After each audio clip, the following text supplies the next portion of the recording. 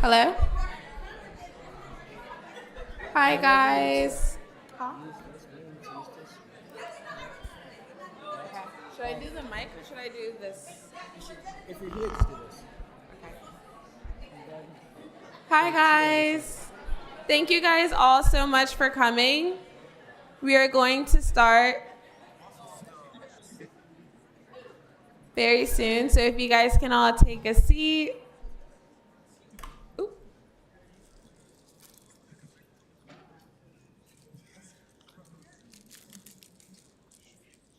Is our whole team here? Yeah, because he's coming next. Hmm?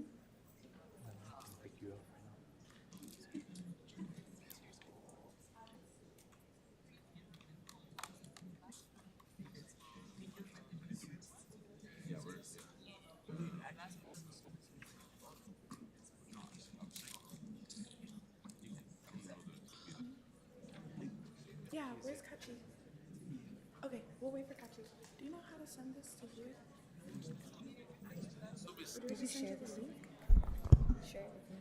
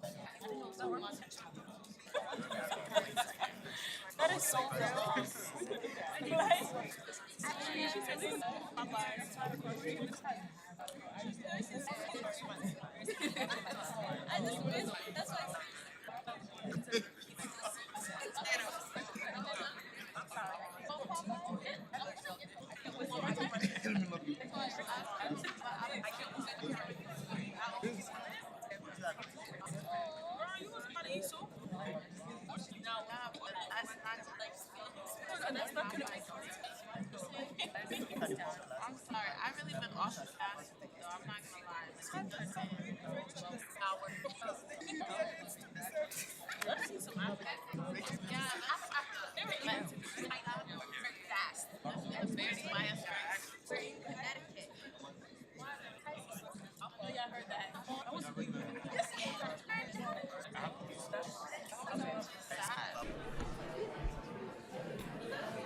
Hi, everyone. We're going to get started with the programming. Okay. Thank you. Okay. Hello, everyone. Welcome to the 3rd annual Yale Africa Innovation Symposium. Woo!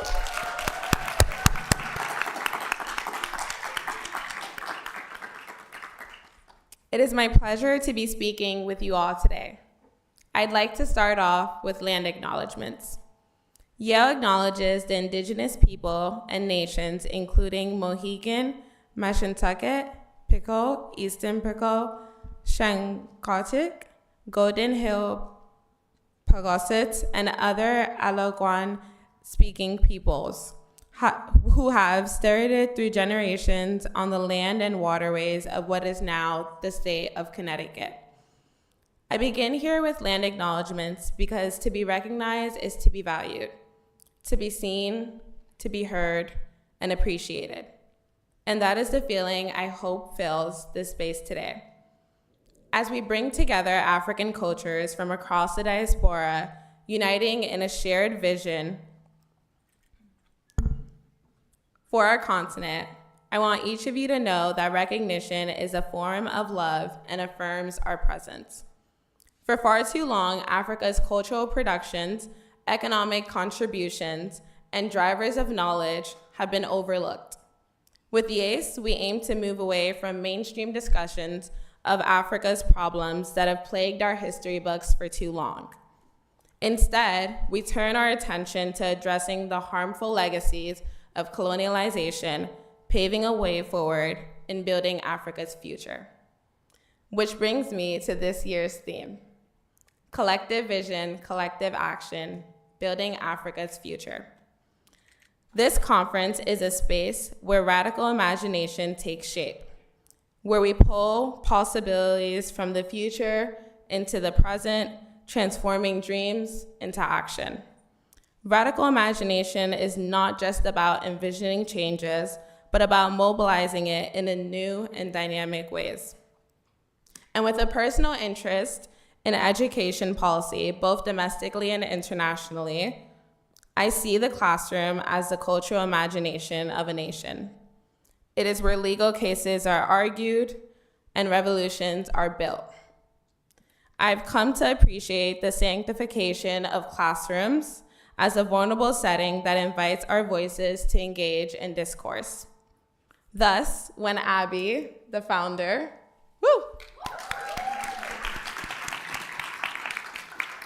told me that she had an idea to center innovation labs where case studies on Africa's challenges and solutions are worked on collaboratively, I was immediately intrigued. This is especially important today given the attack on education and other institutions. We have the agency to create makeshift classrooms, starting with these ones, allowing all of our voices, cultures, and histories to be included in these discussions. Which brings me to the how.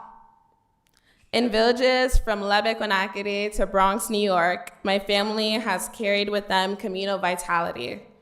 Carry the stories of our families, the ones they've shared, communities have reflected, and homes have grown with you during this conference. We all come from different countries, have grown different passions within different industries, yet we all share a collective vision to see Africa developed and free from oppressive powers. Let this be the day that we start to take collective action to see that change. Thank you and welcome to YAIS.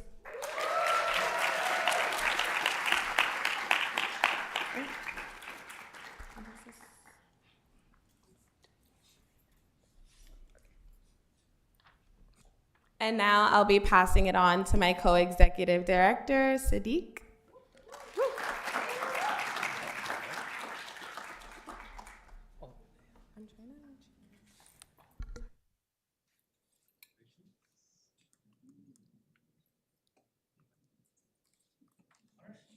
Hey everyone, thank you so much, Mariama. So I'll give a bit of. Can you hear me now? Yes. All right. Thank you so much, Mariama. That was great. So I'm gonna give a very brief introduction here. My name is Sadiq. I hail from a small town in western Kenya called Kisii. Hey, thank you. I didn't realize we had so many Kisii fans. In fact, I had prepared like something to say that's a bit underwhelming, but that was great. Thank you. So I feel very fortunate to be here speaking to all of you, many of whom have traveled great distances.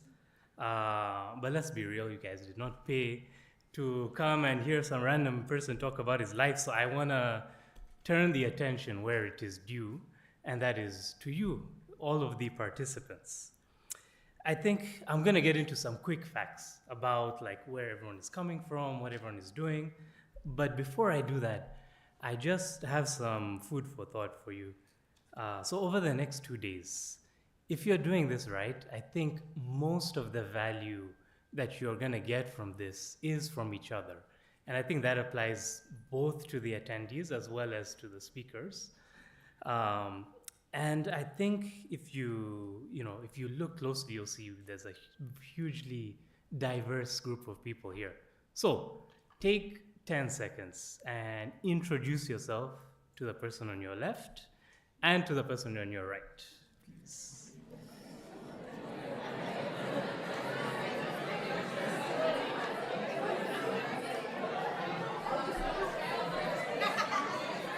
All right. I think that's enough introduction for now.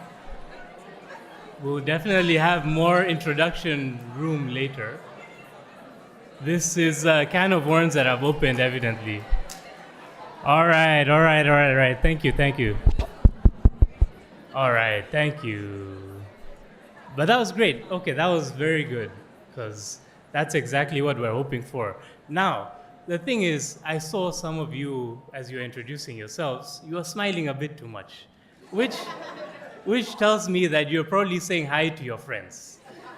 And so I'm gonna say something a bit controversial now. You can see your friends for free. I mean, just take them for granted a little bit over these 2 days.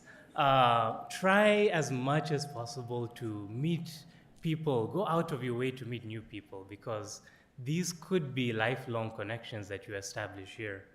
But still hang with your friends. I think that's nothing wrong with that.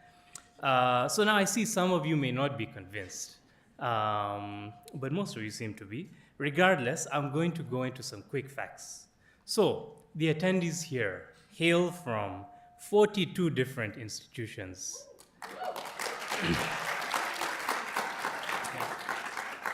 Most of these institutions are universities.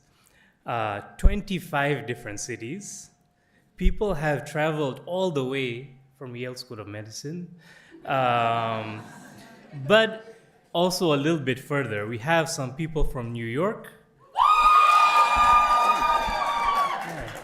I was told you guys are patriotic, now I see it. All right. Can we do better, people from Massachusetts? Okay. I think, there's power in volume there. North Carolina. Let's go. All right. I wish I had the whole list here, but I don't have the whole list, unfortunately. We have from Ohio, Oklahoma, Texas, all right, California, and even Canada. So people have traveled a great distance. Yeah. We also have a lot of brave souls here who are the sole representatives of the institutions. So thank you guys for coming to the conference, and hopefully we can bring more of you next time. All right. And the last thing I'll mention is that we have a variety of educational backgrounds. So 23% of you are in social sciences, 15% in business, 40% in STEM, and of course there's diversity there, and 12% in health and medicine, and 10% in other. So it's very, very diverse group of thought as well. So please, enjoy the keynote, enjoy the innovation labs, enjoy the panels, the food, the music, the artists, but most importantly, enjoy each other's company. So I'm now going to bring up our very amazing deputy directors, Kachi and Shukrat.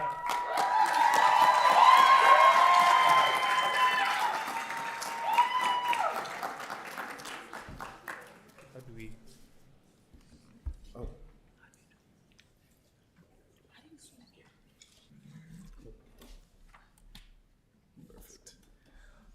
All right. Thank you both so much. As the Deputy Director, I'm thrilled to kick off today's discussions. This symposium is a space for us to question, learn, and reimagine what innovation can look like across the African continent. We have a responsibility to continue advancing solutions that benefit our communities, and I can't wait for the conversations that will unfold today. Let's use this platform to inspire action and create a lasting impact. Yeah.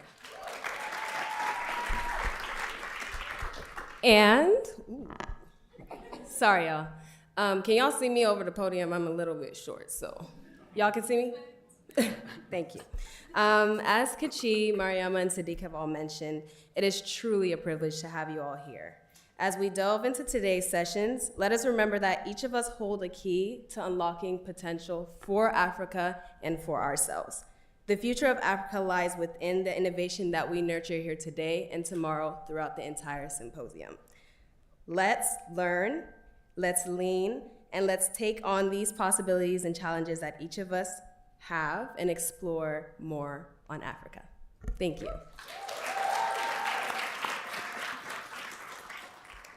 Now, it is my great pleasure to welcome our founder, Abigail Ndikum.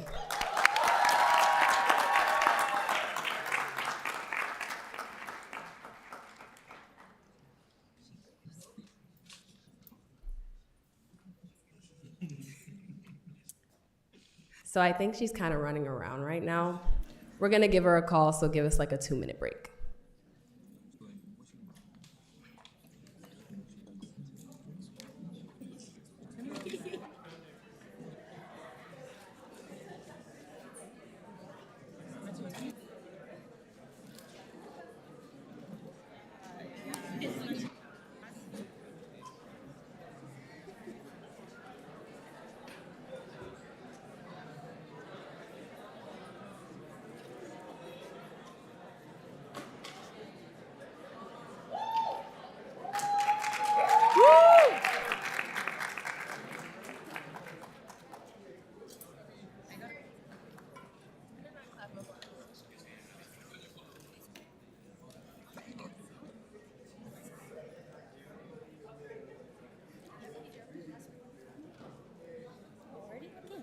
Thank you.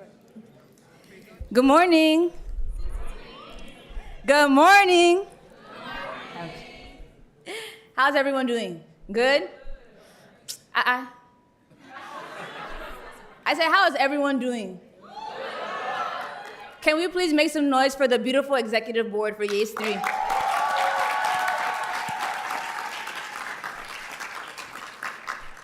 Please forgive me for arriving fashionably late. As you know, behind the scenes, we're trying to put on an amazing event for you all.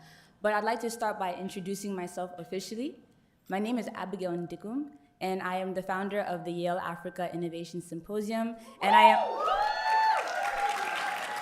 Thank you.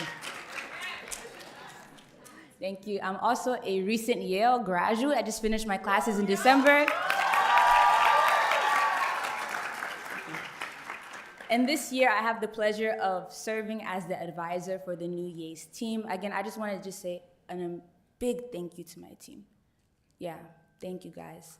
For this team, for the YAIS team members from the second edition, and for the YAIS team members from the first edition, Mariama has been here since the founding of YAIS, as she mentioned, and I just want to take a moment to say God bless you all. I'm so grateful for the work you've put into this event. It's not taken for granted, it's not overlooked. Thank you so much.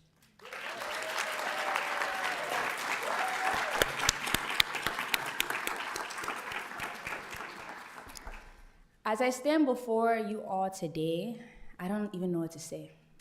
I'm at a loss for words. I thank God for each one of you because you all have decided to also invest in this vision that He gave me in 2022.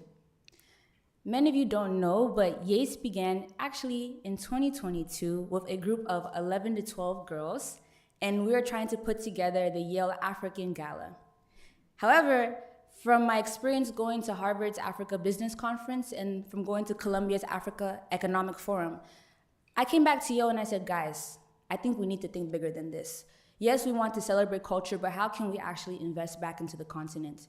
So the Yale African Gala suddenly became the Yale Africa Innovation Symposium.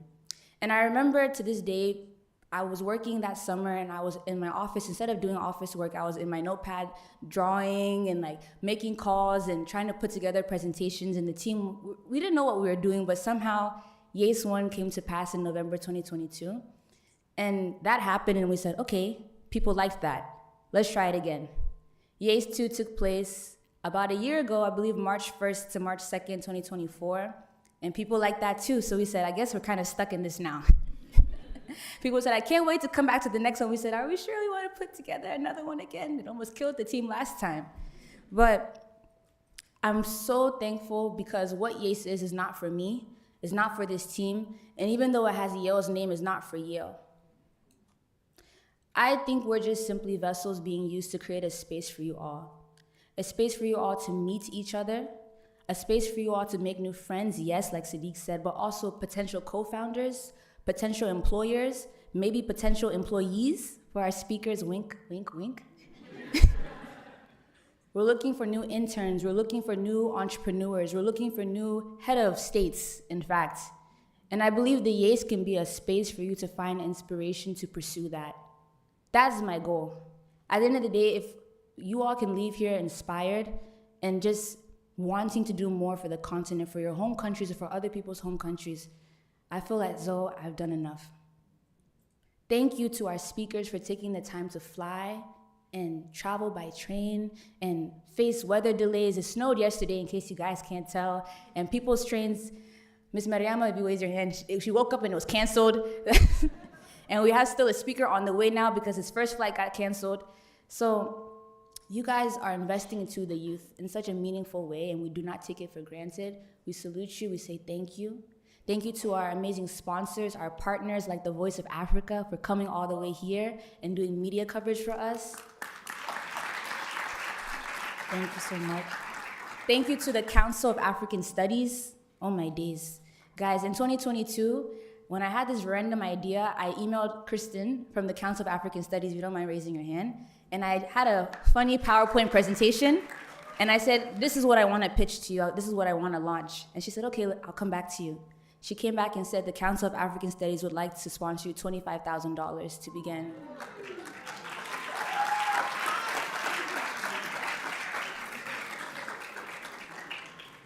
YAIS is here not because of me. I know people say founder, founder, founder. Please, it's not me. The people that I call, the sponsors, we are all friends of YAIS putting together this dream, this vision for you. So I urge you, as you go through the workshops, as you talk to people, as you connect, think about the future. Think about how you can give back. I always say, my dad, something that he told me when I was young that I'll never forget is that America is not the end goal. And yes, you may choose to stay in America, but at the end of the day, if you have ties to the continent or an interest in the continent, I think you should pursue that and do more. Speaking of my father, I'd like to shout out my mom in the back.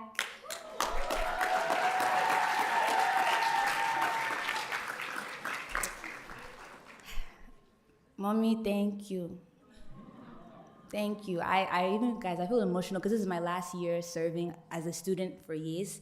But she took a 6:50 a.m. train from DC to come and support me. And I just want to say, I love you so much. Thank you for bearing with me those times I didn't answer your calls because I was in a meeting.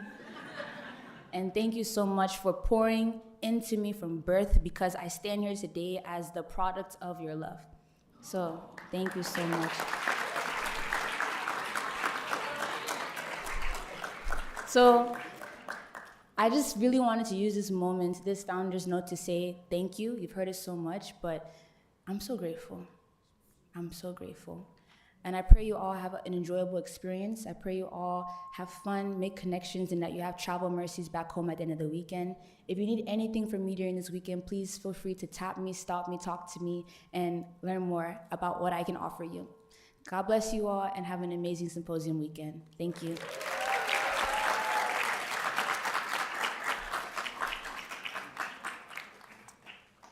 So, as I was calling out my team earlier, I would like to call them to the stage just to really award them and just give them their salutes appropriately. So the YAIS team, if you don't mind standing up for me, please, and come into the stage. Okay, come. Guys, they look good.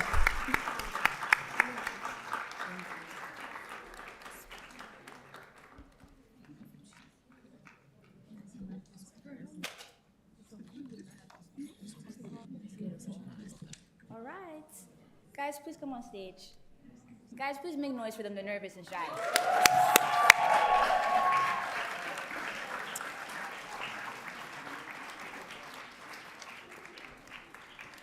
This team has been working since, I think you all applied during the summer 2024. And we started off our meetings in August. And the last week, I think they've worked more than they slept to put together this event. I would just like to honor the executive directors, the deputy directors, the marketing, design, branding team, business team, outreach team, and operations team. What you all are about to experience is all because of these group of people. Thank you all.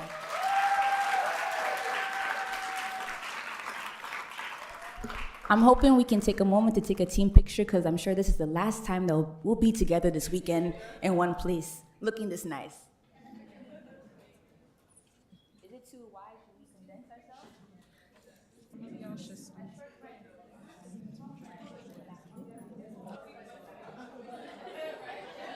You can see us? Okay, everyone say YAIS on 3. 1, 2, 3.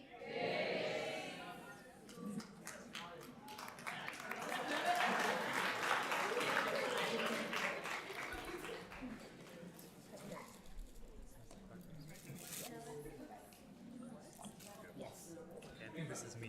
Yes.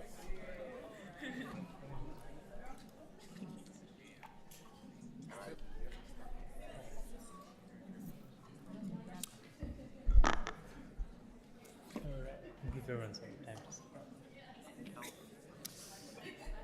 All right, so now I think I want to take some time to quickly thank our partners over here. So thank you so much to our partners. We have an incredible group of partners here.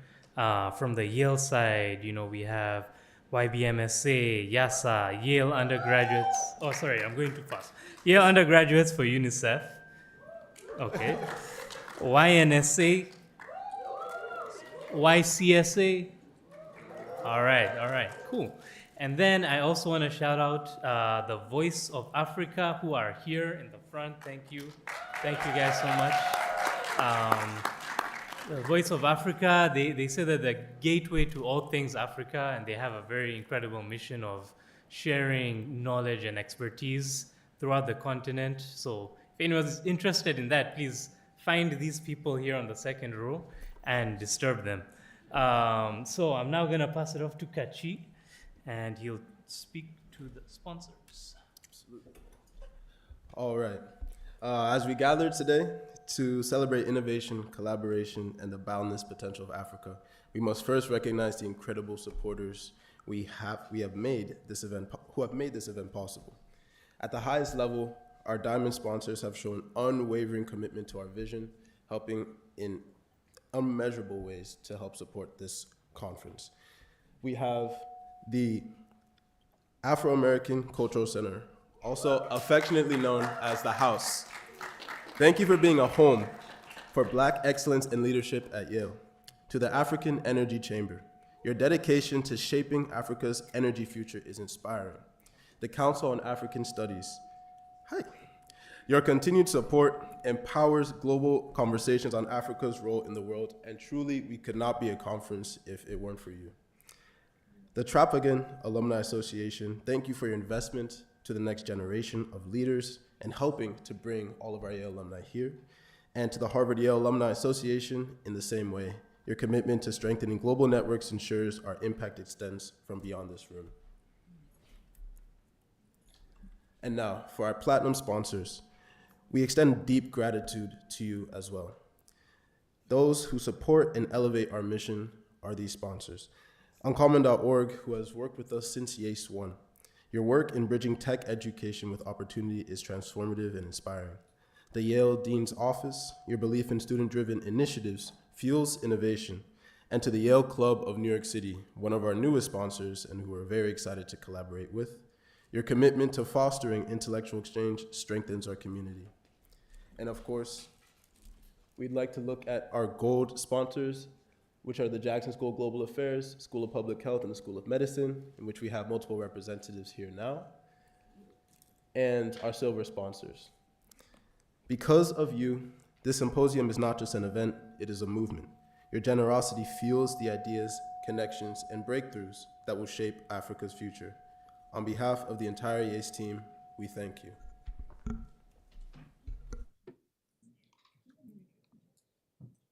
Yes.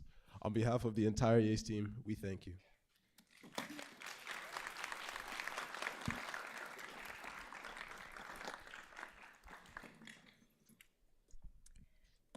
I'll now use this time to welcome our Council of African Studies. I know y'all have heard a lot about them. I am so sorry. Just wanted to show a quick word from our first sponsor, Uncommon. From the start, they had made an incredible innovation lab in which we worked with them to implement a form of connection in Zimbabwe as they're trying to teach programming digital literacy to students there. And so this is a video from them.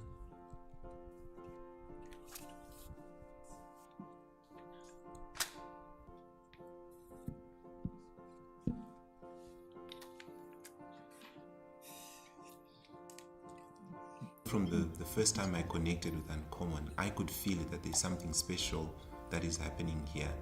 And when that happens, you almost say, how can I be a part of what is actually transpiring? And when when you picture the person that actually is subscribing to the program and you see them, it creates a different understanding of the impact that you can have, because you can see hopes and dreams in someone's face. Zimbabwe has been known as the most literate country in Africa, and we would like to also have it known for being the most tech literate country in Africa and all over the world. The fact that the tech industry is so vast, so open, and breaks down barriers and borders means that a tech literate youth in Zimbabwe can become a resource to the world and actually can uplift a whole generation out of hopelessness and a whole country into a new space. I think this world is in a state of imbalance. It's in a state of imbalance primarily because Africa does not show up in the world. We have so many children, so many resources, so many, but ultimately we only contribute 2% of the global economy, which is crazy. The world that I would like to see, I think not just for my children, but maybe my grandchildren and the ones after, is a world where Africa is a very critical part of that world. And that requires the work actually that Uncommon is doing, because only when we begin to unlock ourselves and become clear about our role on this continent, in this world, will I think we'll be in a more balanced world. So when you're a girl child, there are things that are expected of you. Grow up, get married, have as many kids as your husband wants. So as a girl child, having a skill that's not just me taking care of a family, it's something that can actually bring money on the table, and I can compete with men. Not that I want to compete with men, but it gives a nice feeling to actually know that whatever a guy can do, he can do better.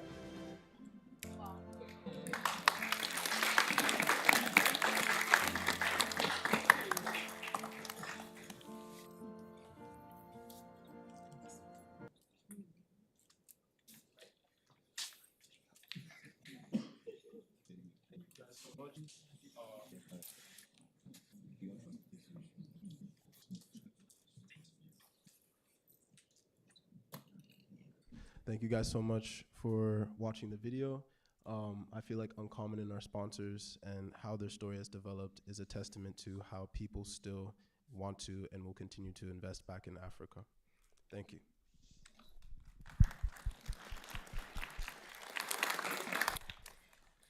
Can I get another round of applause for our amazing sponsors, Uncommon?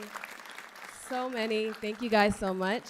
It is with my great pleasure and honor to introduce Dr. Kajitan Iheka, representing both the Macmillan Center for International and Area Studies and the Council of Africa Studies. As a part of the Macmillan Center, the Council of Africa Studies supports and coordinates the study of Africa within Yale University, promoting education and scholarly exchange across Africa. Since founding in 1985, the Council has been instrumental in expanding knowledge of Africa within Yale and its border communities. The Council, along with the Macmillan Center, has supported our mission and vision for YAIS for the last 3 years. And today we are proud to have them to join us again in advancing the conversation around Africa and its innovation. Dr. Iheka is a distinguished scholar specializing in African literature and post-colonial studies.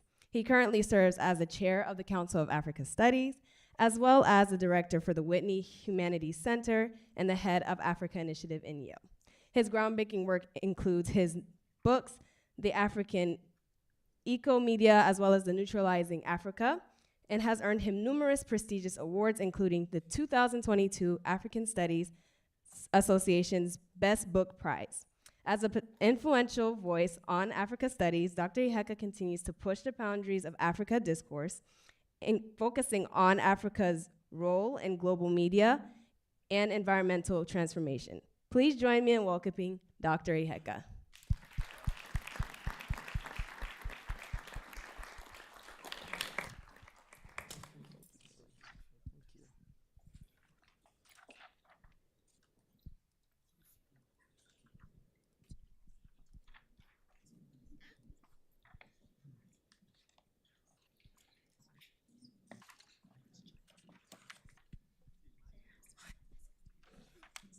Thank you so much, Shukrat, for that amazing introduction.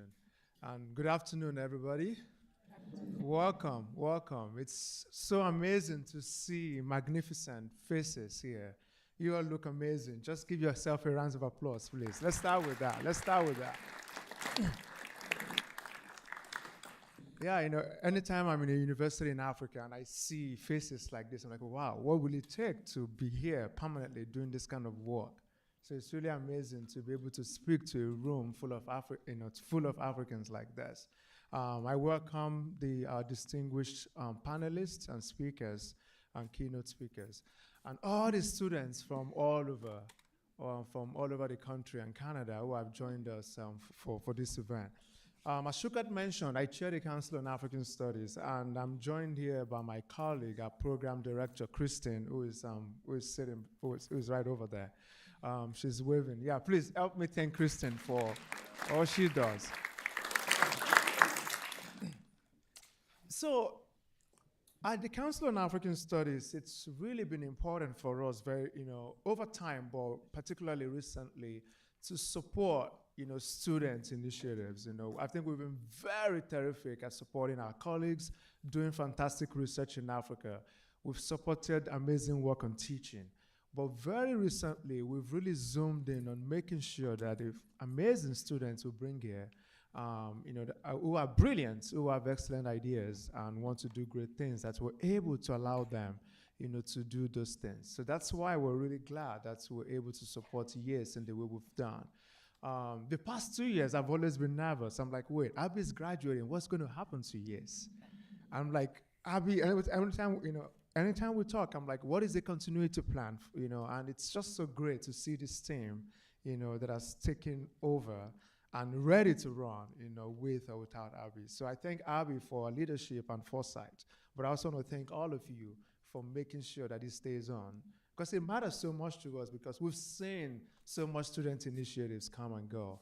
But when the leader graduates, it's gone. So we're really delighted that this will continue.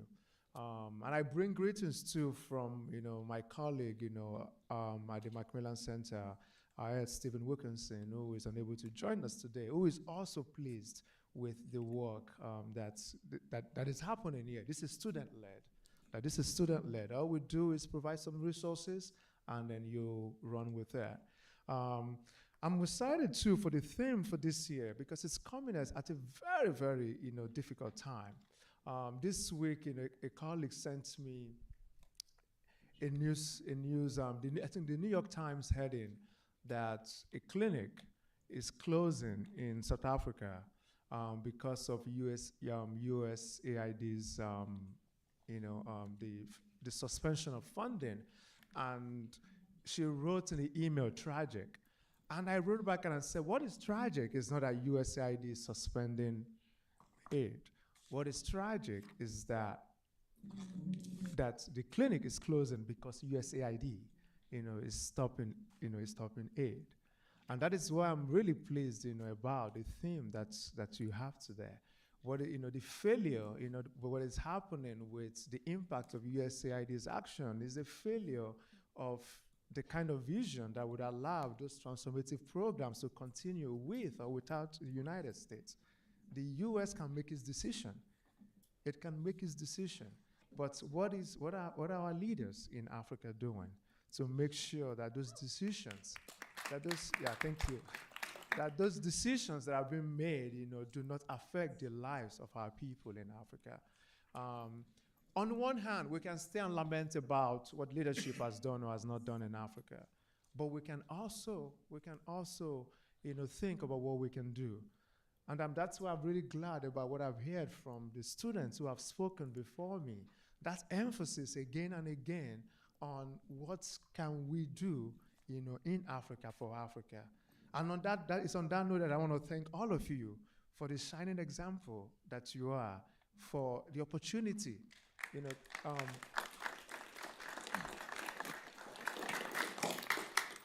because your work makes it clear that it is possible to invest and make impact, on the continent. And so I'm really glad that you, through these innovation labs and the talks you'll be giving while you're here and the meetings you'll be having with our students, you'll be able to inspire them and teach them on the possibilities, before them.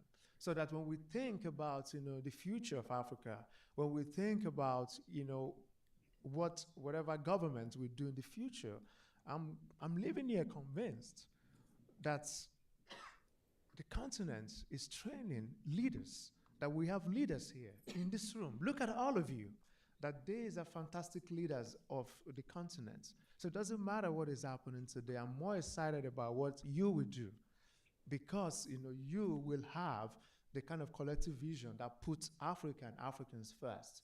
You will have the kind of vision that makes it possible that life-giving medicine and programs for African people will continue regardless of whether the United States, the UN, or whoever else outside the continent fund it or not. It is what we can do, because progress doesn't really happen without sovereignty. And sovereignty does not happen without you being able to make it happen. So your theme this year is really powerful, but it's also timely, because it is that collective vision that will result in action, and the kind of action that will make possible the kind of future of Africa where we want to live in. It doesn't matter whether you go back, maybe you graduate or not. It doesn't matter even if you don't go back. But how can you take our home?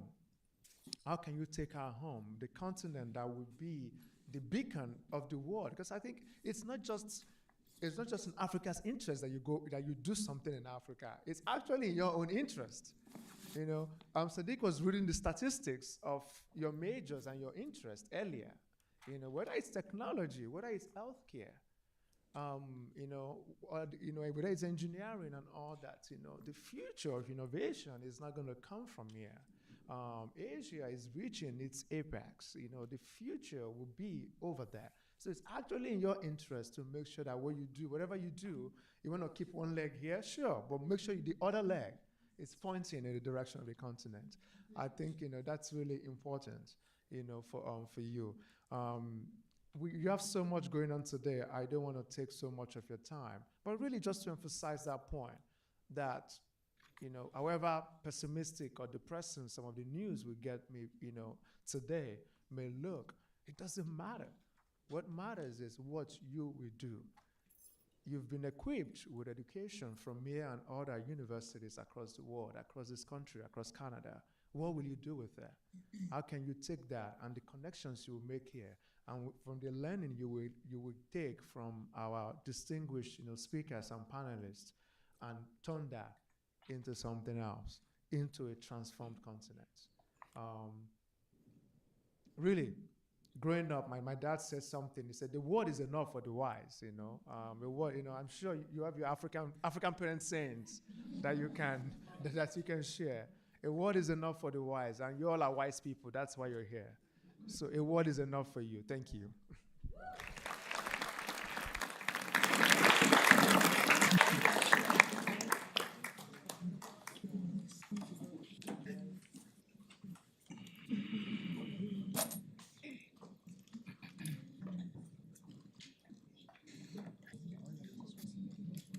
Okay.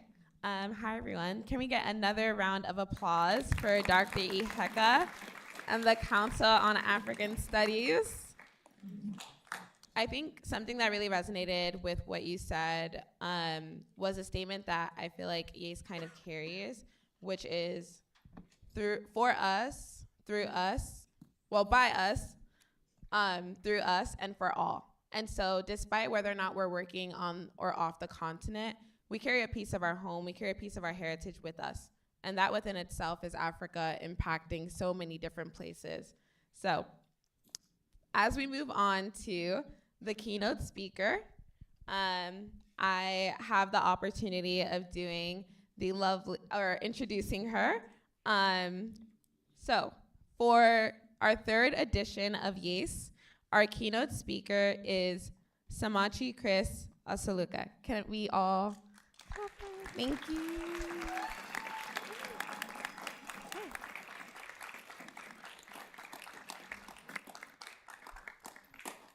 Okay, thank you guys. Samachi is the Chief Executive Officer of the Tony Elumelu Foundation, the leading philanthropy empowering young African entrepreneurs across 54 African countries. Prior to becoming the CEO of the foundation, Samachi served as the Director of Partnerships and Communications for the foundation. Under her leadership, the foundation is increasingly sharing its unique ability to identify, train, mentor, and fund young entrepreneurs across Africa, scaled through partnerships with global institutions, including the EU, the UNDP, the ICRC, the US government via the USADF, OACPS, and Google.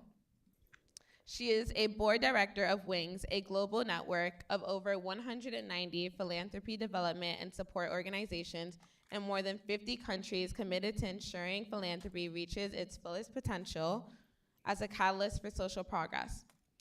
She was also appointed to the Nigerian Presidential High-Level Advisory Council on support to women and girls by His Excellency President Muhammadu Buhari.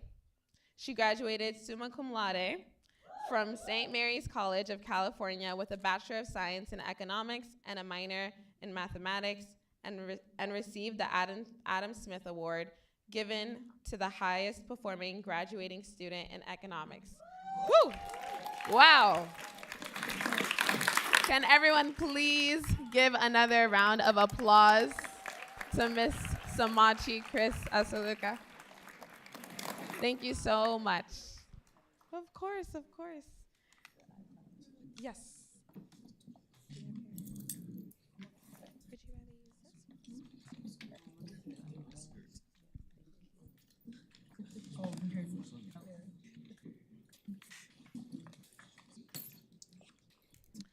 Wow, wow, wow. That was very kind. Thank you very much. Good afternoon, everyone. How's everyone doing? I'm so honored to be here. It's been a long journey from Lagos to Florida, now Connecticut. This evening I'm going to Canada On Monday, I'm going to Dubai, and then on Wednesday, back to California.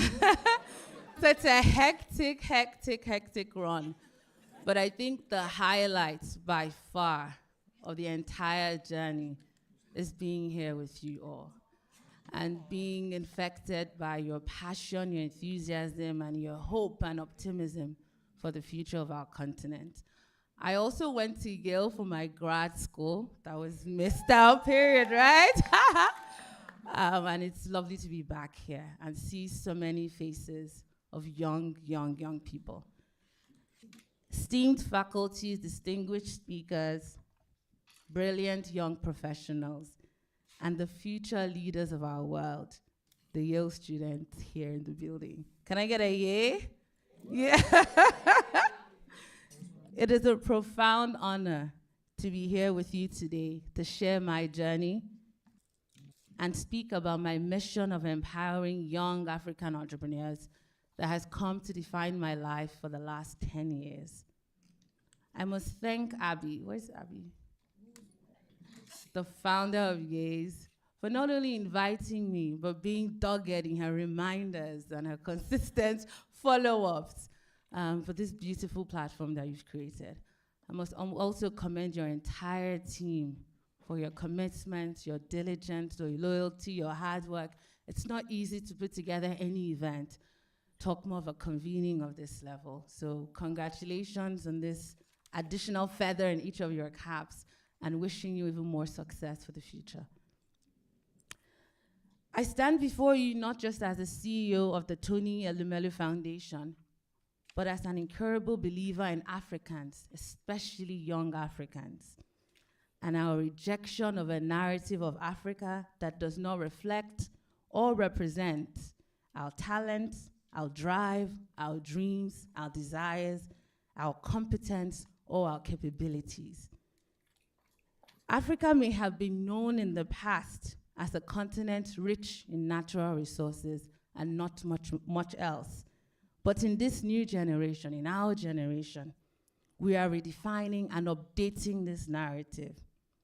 We are recognizing the ingenuity, the resilience, and ambition of a continent of millions and millions of young people that are championing and driving a new world order, a much awaited economic upliftment of our entire continent. We have gathered today to discuss something truly transformative: collective vision, collective action, building Africa's future. This is not just a theme, mind you. It is a call to mobilization, a declaration of urgency, and a blueprint for change. Ours is a continent that has been long defined by others, by the weight of its history, by limitations imposed upon us, by the single stories that perpetuate and paint it as a land of problems and not as a land of possibilities. But today we gather not to dwell on these issues, this redundant false narrative.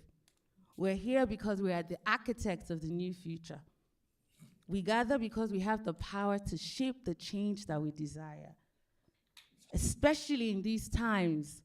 And the professor was speaking about USAID. We see this as an opportunity to create a new order. Through the shifts and the uncertainty and all the doom, we think that there's hope and there's opportunity for Africa to begin to emerge and take its rightful place, a place that's been denied for many, many, many years. So we see this actually as a positive thing, and we're challenging each other to think and dream of how to seize the moment and for a new Africa to emerge. Let's talk about the power of a collective vision. Every great movement in history began with a vision, a dream that seemed impossible until people got behind it. When Kwame Nkrumah, who I personally admire, declared that the independence of Ghana was meaningless unless it was tied to the liberation of Africa, he was speaking of a collective vision, not an individual vision. When Nelson Mandela proclaimed that the struggle was not just about freedom, but about restoring the dignity of a people, he was speaking of a collective vision. And today, our own collective vision, our generation's collective vision, must be this: an Africa that is not defined by poverty or dependency or the weight of its past, but by prosperity, opportunities, and self-reliance, underscored. Here's the hard truth though. Vision alone is not enough. Fancy speeches alone are not enough. Symposiums like this alone are not enough.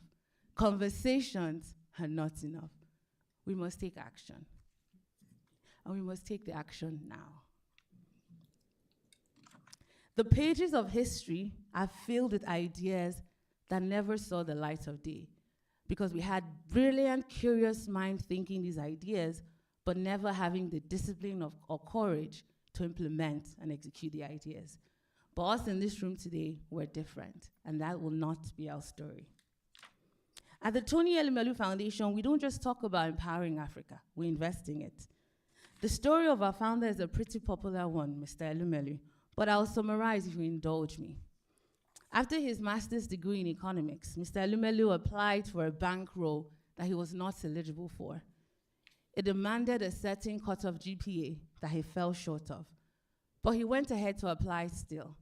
And in his application, he added a cover note, and he says, "My grades don't define me, or they don't demonstrate the passion, the hard work, and the commitment I will give to this role if you accept me."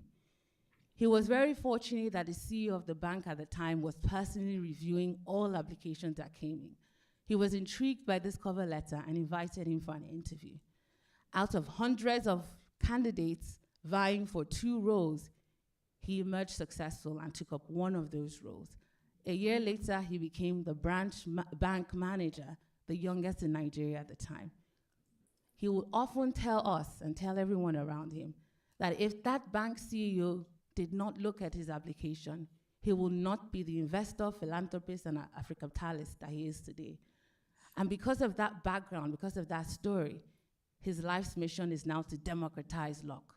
When we say democratize luck, we mean giving opportunity to all Africans with an idea, not Africans who are lucky enough to be at the right place at the right time, but all Africans who have the self-belief and the courage to start a business. We know that for too long, young Africans have been marginalized. Our entrepreneurs have not been given the global spotlight that they deserve. When we speak entrepreneurship, all our minds go to Silicon Valley. That shouldn't be the case anymore in our generation. We should think about what's going on the continent, and we should create platforms like this is doing to spotlight these initiatives and these young enterprises. Now, what have we done at the Tony Elumelu Foundation? Since 2015, when we started our flagship program, we have disbursed over $100 million directly to 21,000 young entrepreneurs.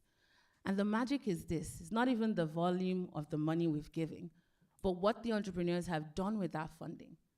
Our entrepreneurs have now created over 1.5 million jobs across all 54 African countries, collectively generated $4.2 billion in revenue, and lifted an estimated 2 million people out of poverty in Africa. So our entrepreneurs demonstrate the new Africa that we're building together, that Africa doesn't need handouts.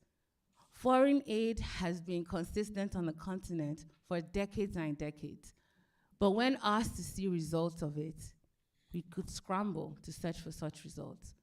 But through entrepreneurship and giving funding and training and mentorship and coaching to young entrepreneurs across the continent, we're seeing them build businesses and create wealth that governments and big corporates cannot create. And so this is the reason for everything that we do. We want to continue to support young Africans because we believe that young Africans and their ideas are the lifeblood of the continent. And it's not just a belief, we're seeing the results of that in real time. While we have committed $100 million that we've disbursed, we're not doing this on our own anymore. For the first year of our program, we were only selecting 1,000 entrepreneurs, but we received 20,000 applications. The second year, we were selecting 1,000, we received 48,000 entrepreneurs applying. The third year, again, 1,000, we received 96,000 applications. And you see where I'm going with this.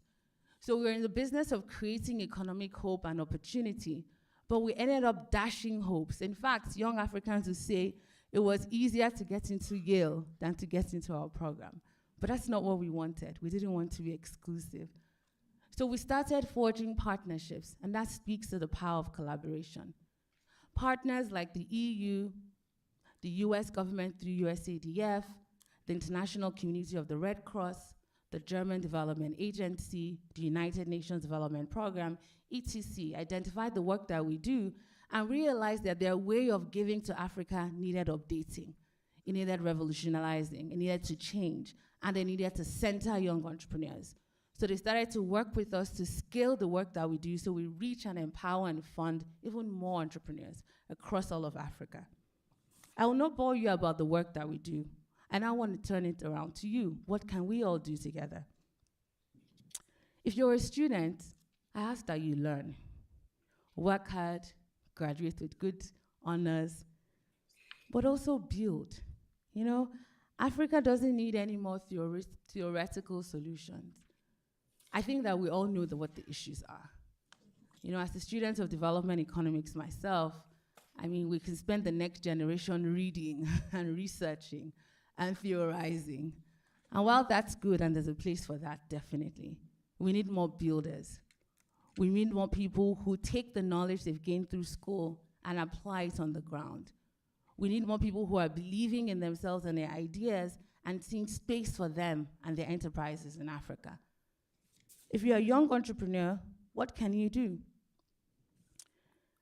I ask that you shift your lens from singular success to a generational significance. And what does that mean? That means that you're not just a job seeker, but you're a job creator. That means you're not waiting for permission to create. Stop waiting for change to come. You are the founders, the innovators, the change makers who will write our economic destiny.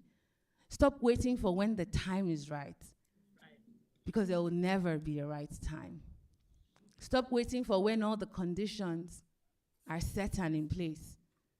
Stop waiting for the easy time, because there will never be an easy time.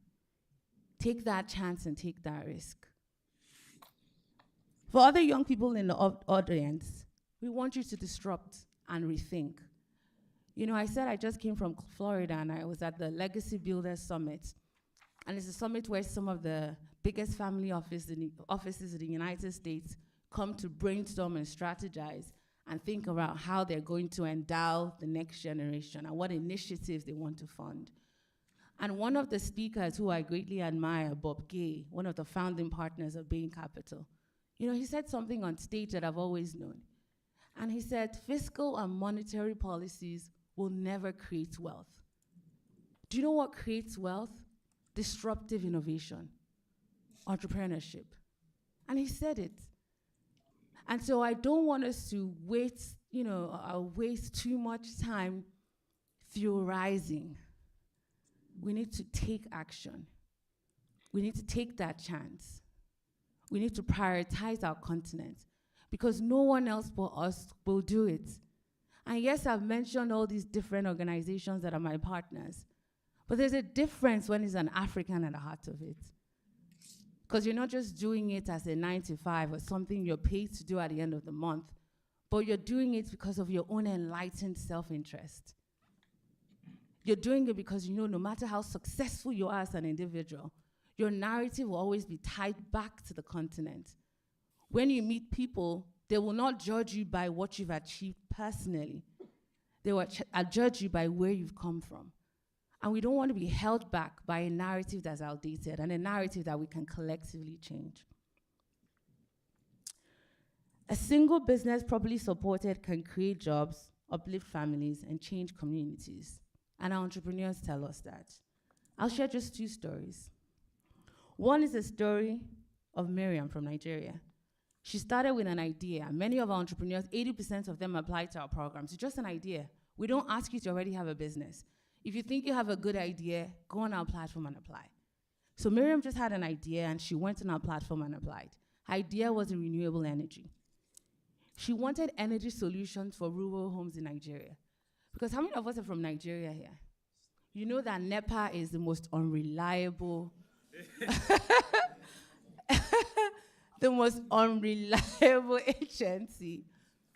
And so she knew that we can't speak of economic development, we can't speak about disruption if people don't have access to electricity, people don't have power in their homes. So she had an idea around renewables.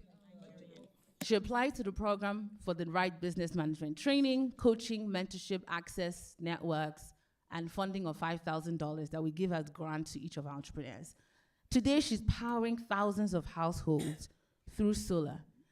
She's reducing energy poverty and inspiring an entire generation.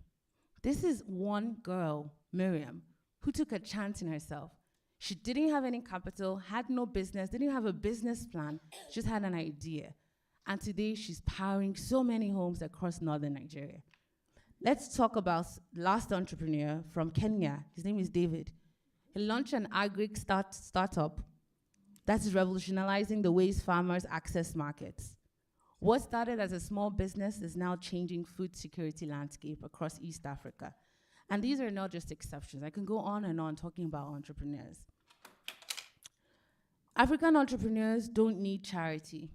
They need an enabling environment. They need reliable institutions. They need access to infrastructure. They need electricity and power. They need certainty of policy regulation. They're not asking for handouts. They're not demanding anything that their counterparts abroad are demanding. They're just demanding space to create.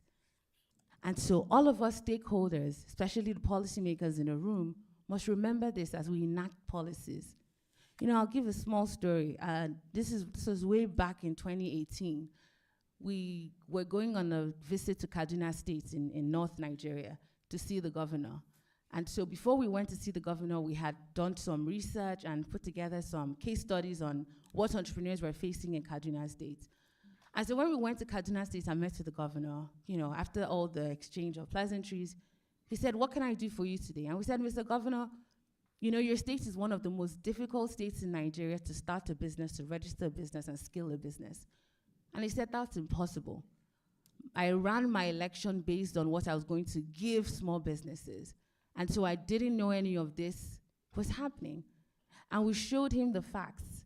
There were about 3 agencies mandated to collect taxes from startups.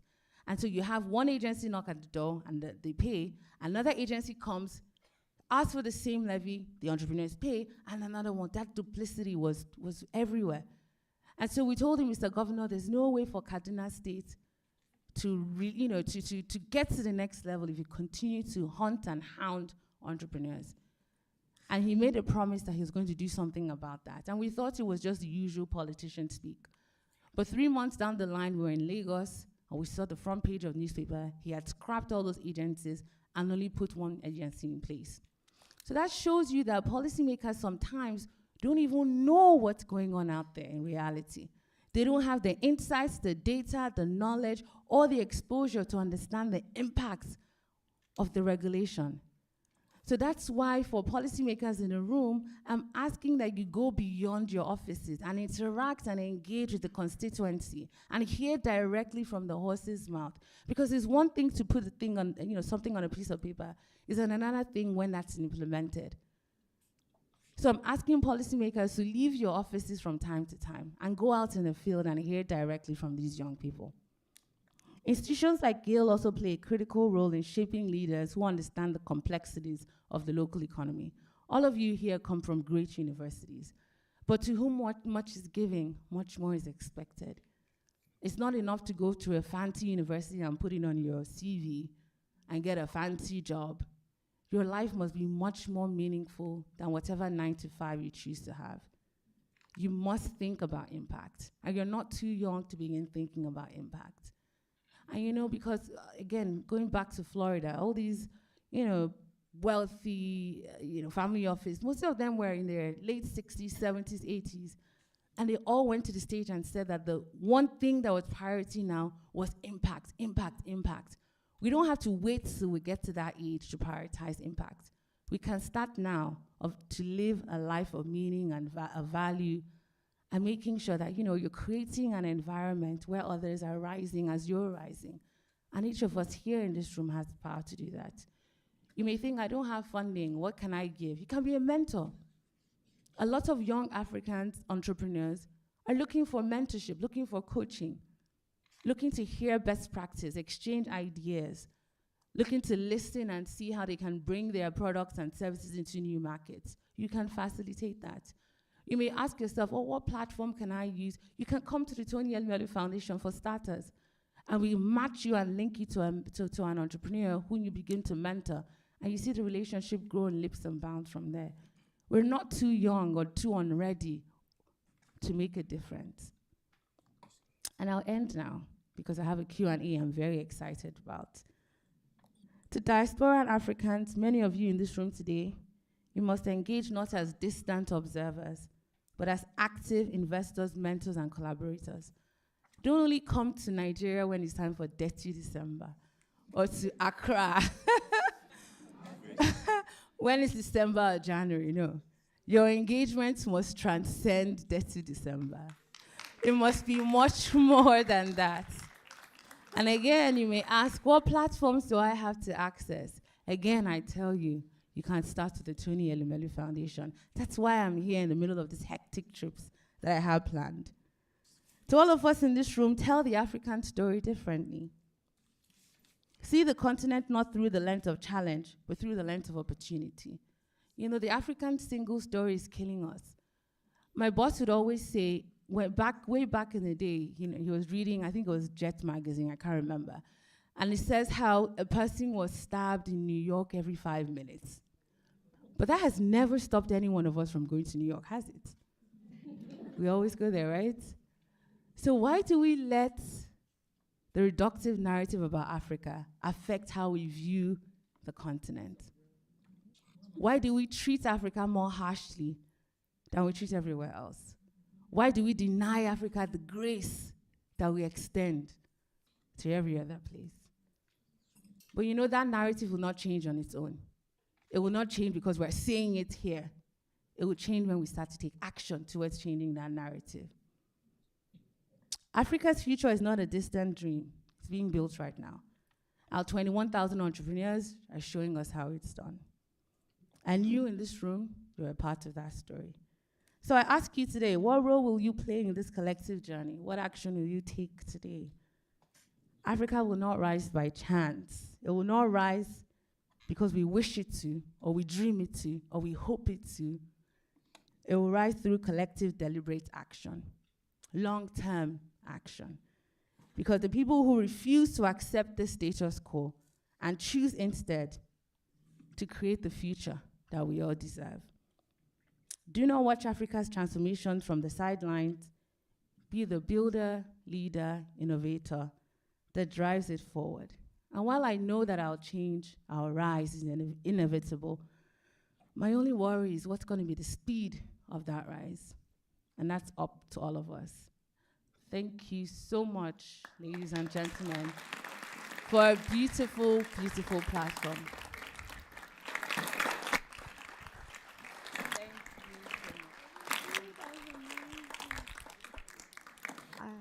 Yes. So can we get another round of applause for Ms. Samachi Chris Asaluka? Thank you so, so much for all of the insight, for your words of disruptive innovation, for taking time out of your busy schedule to be here with us today. If you need someone to be in a suitcase or push it, let me know. And yeah, we also want to take this time to thank you for bringing your mom here to this innovation symposium as well. We'd love to honor her. If everyone can give her a round of applause. If you'd like to stand and say hi to the crowd. Yeah, of course. Okay. Before we start with the Q&A as well, we'd like to award you with the Yale Africa Innovation Symposium Award of Honor.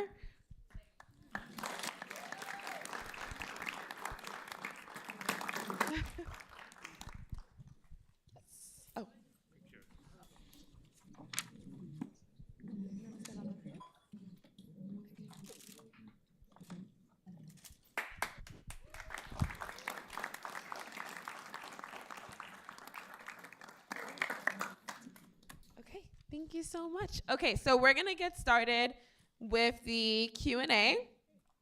Oh,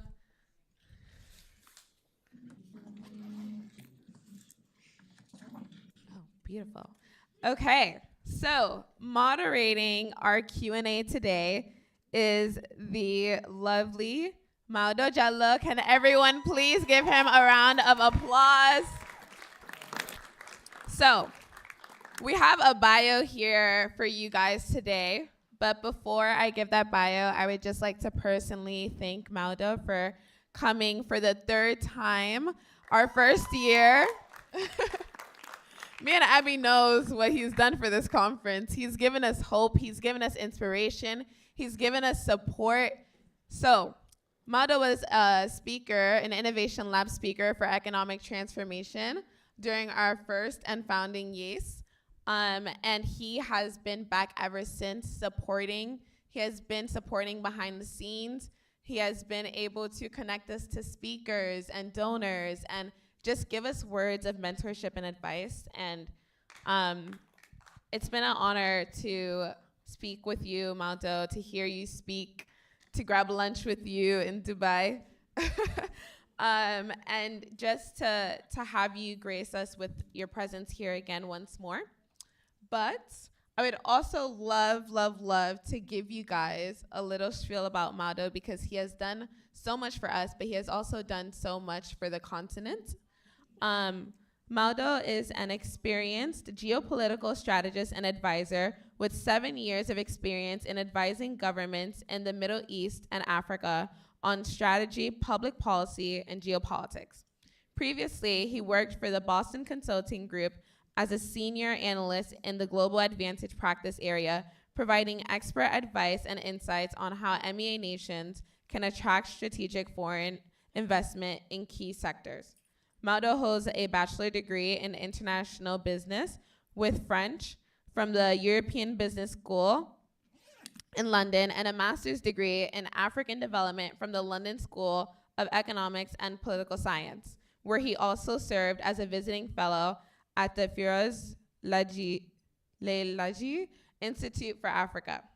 He has worked as a commentator for BBC Africa and a writer on topics such as industrialization, inclusive growth, and private sector of development. So, Maudo would be moderating our speech today. Can everyone please give him a round of applause for all of the accomplishments that he has been able to share with us today, and hopefully this is a conversation. Yes, okay. Hello? Okay, perfect. All right, thank you guys.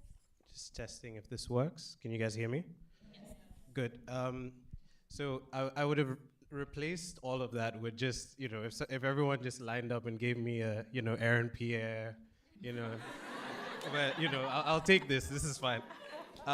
So I knew that would wake everyone up. Look at all of you. Oh, Aaron Pierre. Now everyone's awake. Yeah, exactly. I should have walked in like that, maybe. Yeah. Anyway, no, that guys, honestly, it was inspiring to hear. So twofold, your personal story, but also, I've seen the impact that the foundation has had on the continent. I have friends, I have people I know who have benefited from the money. It's real. It's not one of these things that you hear where someone pledges, hundreds of millions of dollars and people never see it. This is actual impact on the ground, money going into people's pockets, and those same people creating jobs and opportunities for other people. So just once again, if you haven't heard about, the Tony Elumelu Foundation, check it out. If you're an entrepreneur and you want to do things on the continent, they are putting real money into real people's pockets. So please go ahead and do that. On that, I wanted to ask you about, obviously we're in a time where things are shifting very quickly. The philanthropy space, but also just generally, money flowing into the continent it's slowed down a little bit. We've moved away from the days of, seed funding going into companies in Nigeria where people are wondering, 10 million, 100 million, dollars going into companies.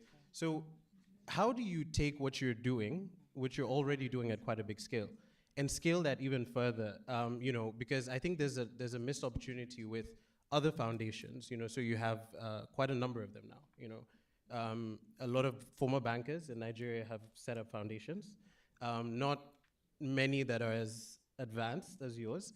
You also have the Mo Ibrahims and others. How do you kind of create an environment where you're able to pool these together to scale the things that are being done instead of having it so fragmented?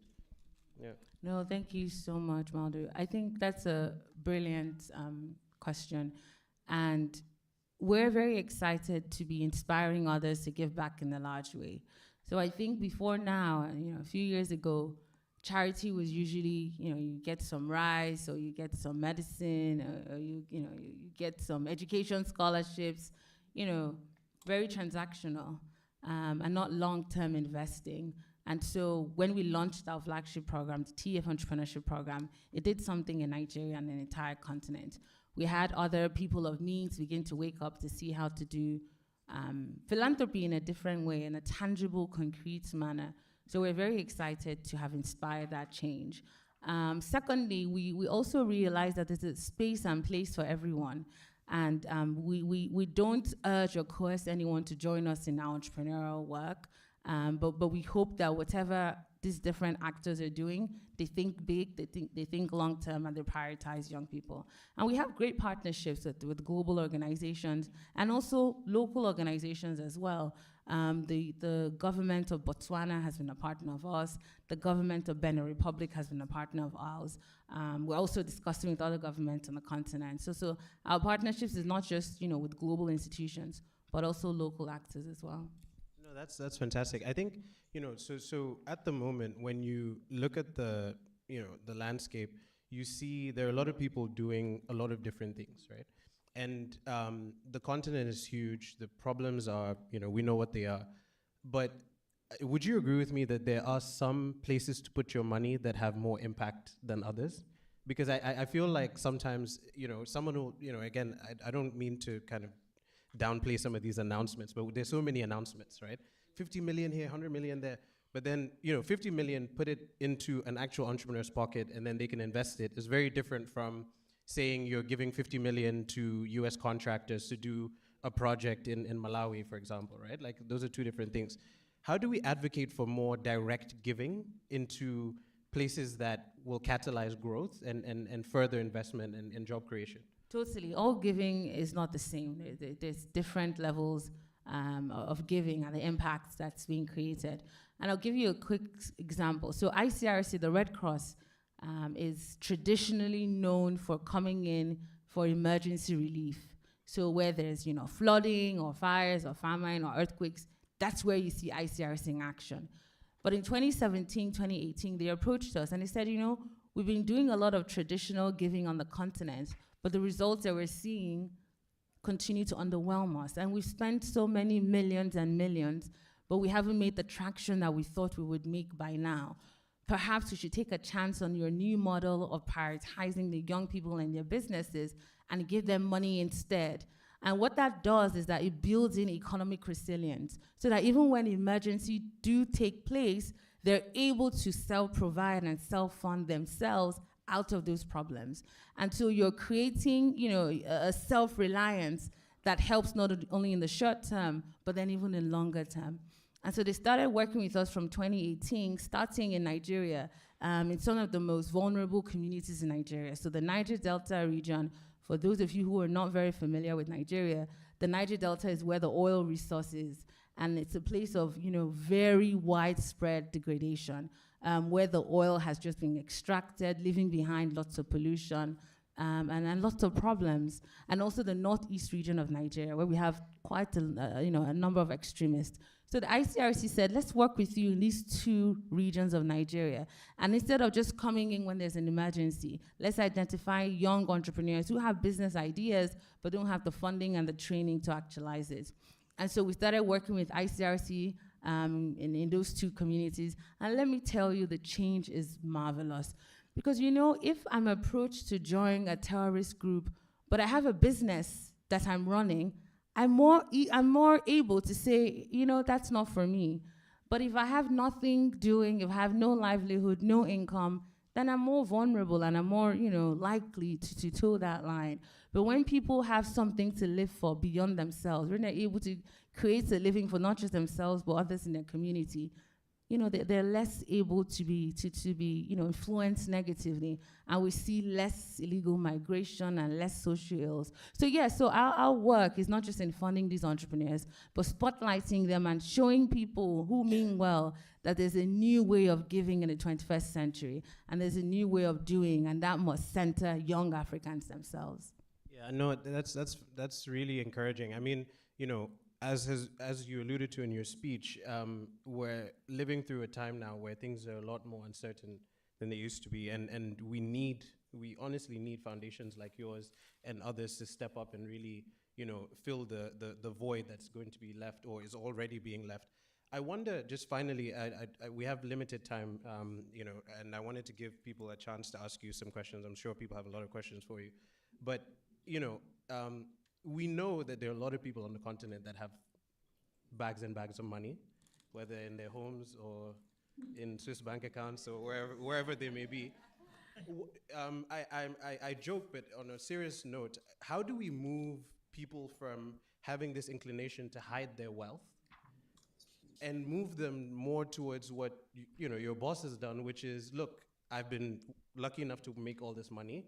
I want to be open about it, and also not only do I want to be open about it, I want to share it with, not only Nigerians but Africans. That is quite rare. My wife is Nigerian, so I know this thing about how Nigerians tend to kind of think that, they think in Nigerian terms, not necessarily in African terms, right? So it's encouraging to see someone think, oh no, I'm not going to start a Tony Elumelu Foundation for Nigeria, but for Africa, right?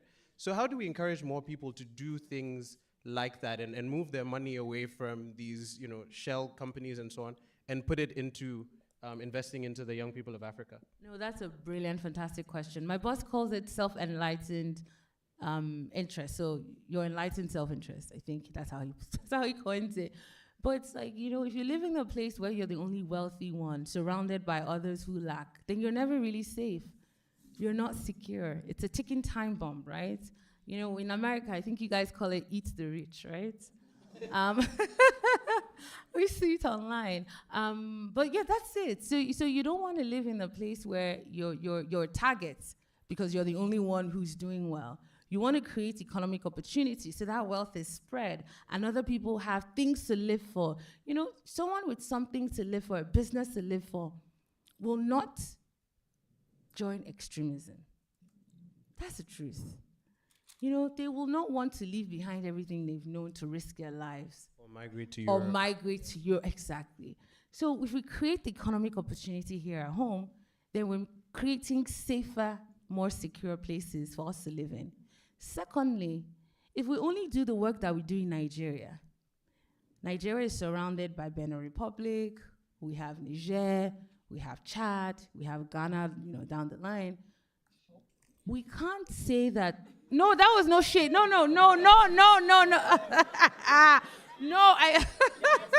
Ghana meaning these Ghanaians are something else. Gosh, no, not down the line. Like geographically down the line. Ghanaians are something. Geographically down the line, not yeah. So you got it right, exactly. So if we have a prosperous Nigeria and all our neighbors and the rest of the continent lacks, then we're surrounded by potential threats. So he's thinking Pan-Africanism. And when we're here, like now, if any one of us walks out, they don't look at us and say, oh, you're Nigerian or you're Eritrean or you're Ethiopian. They look at us, you're African. They're not trying to figure out, oh, where does he come from? Where does she come from? No, we represent the entire continent. So it's not about just any one country, but around creating prosperity for all of the continent. And the last thing I'll say on this is that, we got some criticism early on, and people told us, why are you spreading this funding to all 54 African countries? Why don't you just focus on South Africa, Kenya, Rwanda, Nigeria, Ghana, like the big economies where you make more traction? And we said, no. If we deny young entrepreneurs opportunity because they don't happen to be born in the big economies, then how different are we from those who've exploited Africa all this while? You know? So it's not it's not about Nigeria or West Africa. It's about all countries on the continent. And I travel a lot, and there's so much innovation and resilience in each African country. And it's my job, literally my job, what I'm paid to do, to ensure that we give economic opportunity to these entrepreneurs. Just before I open it up to everyone, yeah, please clap for that. I think that was really good. You know, I've heard so many people talk about the things that we need to do, and also, you know, you come to conferences like this and you hear people pander to, yo, you guys are the smartest kids, you know, blah, blah, blah, which might be true, might be, I don't know. But the more important point, I think, is what you said, which is that we have enough people that are trying to tell Africans what to do, right? We have enough of that.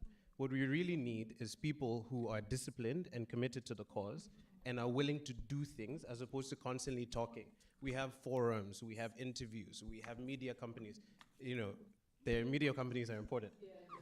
But then beyond that, we need to be able to do, right? And I think if people take away anything from what you said is to leave here and think about how can I do things as opposed to constantly try and talk about what we need to be doing. With that, I want to open it up for any questions. Don't all go at once. Should I just point out? Can we get a mic to, you know, people? So just, I think this gentleman in the middle here, and then there was that gentleman in the back there who had his hand up first. Hello. You asked the question first. Sorry, go ahead. Okay. Yeah, I was just Hello. checking how many questions I'm allowed. Yes.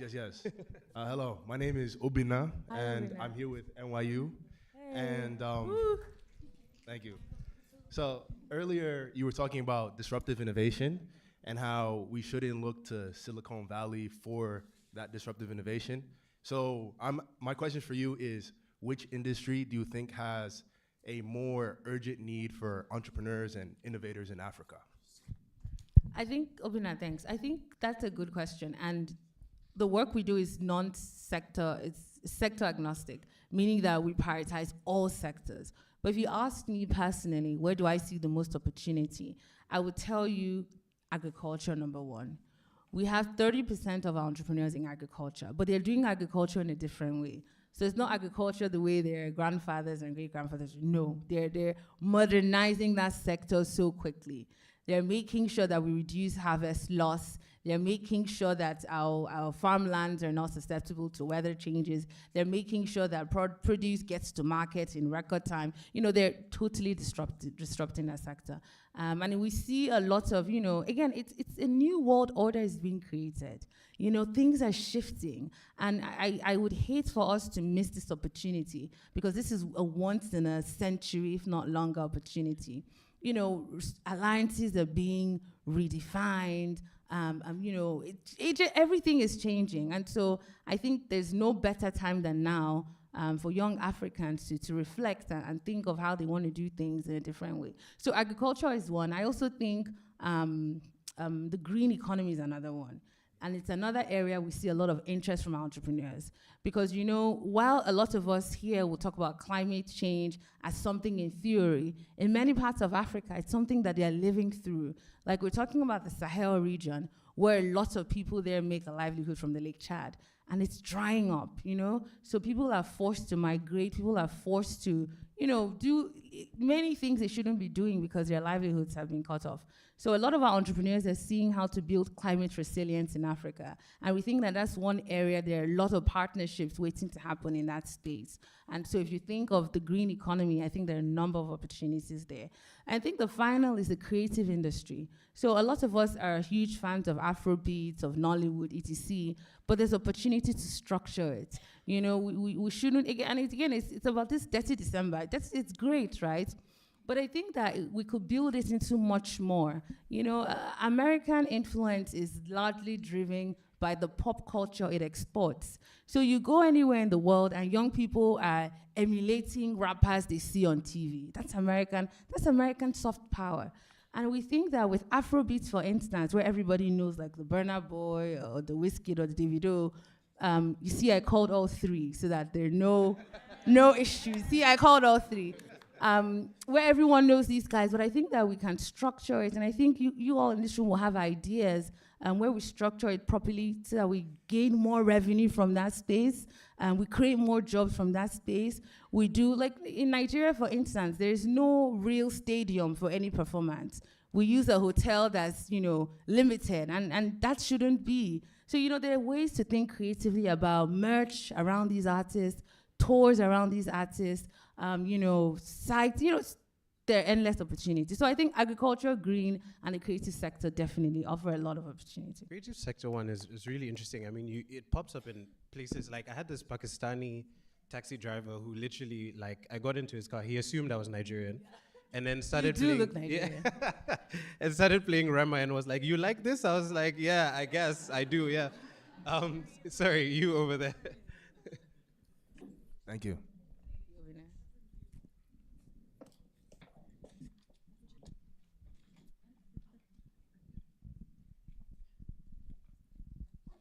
Hello, my name is Palmer. I'm from Hamilton College. Hi. So one thing I noticed about Africans, especially West Africans, 'cause that's where I'm from, is a lot of people, a lot of Africans, a lot of bright minds, I see them come here and like they more of the time like devote themselves to like survival and trying to create wealth for their descendants instead of impact. And I see them trapped in that like, loop of just not going for impact, but rather creating, like, generating income. What would you say to people who want to create impact, but also have the problem of survival? And how would you say we should put impact before survival? No, thanks for that. I think, as students, where, again, survival comes first, right? I think it's really around studying, learning, getting the good grades, etc., but challenging yourself to think beyond the now. So when you graduate, by God's grace, you get a good job, etc., but not just limiting your life around that job that you do get or eventually will get, but seeing how you can create some sort of, impact that's bigger than you. And the reason I say this and I keep preaching this is because when you speak to a lot of people, later down in life, when they're really advanced in age, they tell you the one regret that they had was thinking just about the self and not finding that higher purpose of life until it's too late. That's the one thing. And this conference I just came from, people in their 80s saying that they wish they had this impact-minded vision long before now. And I don't want our generation, to be like that. So it's always around thinking beyond the self. And even when we're in that survival mode, realizing that survival mode is only but a phase. It's only but a phase. And it will pass, I guarantee you. And realizing that this is just what you're doing now, but a better future is coming. And I tell people, I liken it to like a farmer. So there's a time for sowing, where you're tilling the ground, you're planting, it's a lot of hard work. You're sweating, you're working hard, but there's a time of harvest, and harvest will come. Once you plant, and you plant as you should, and you water it, and you pay attention, harvest must come. So what we ask is, when that harvest comes, don't just think about the self. Think beyond the self.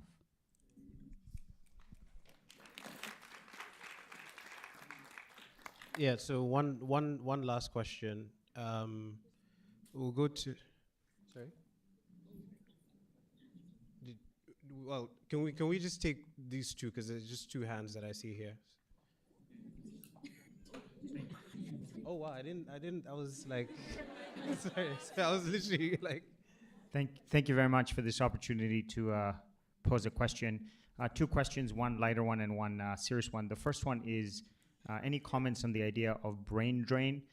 We heard in the opening remarks that, America should not be the end goal, but how do we make sure Africa still remains very much in the goal?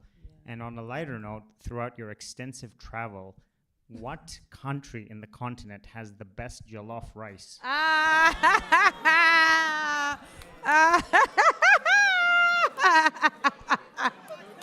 love it. I love it. When I I love it. I love it. I love it. I love it.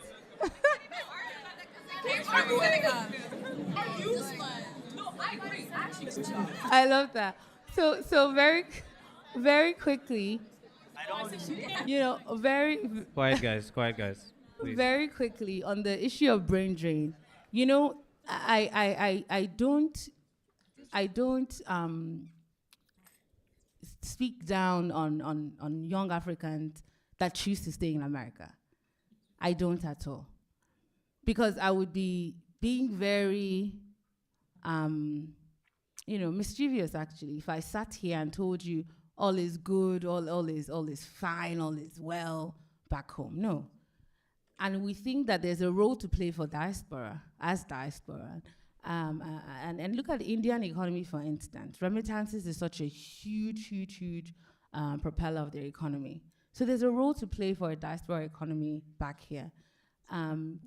We see it as remittance one, we see it as investors two, collaborators, obviously, but also influence.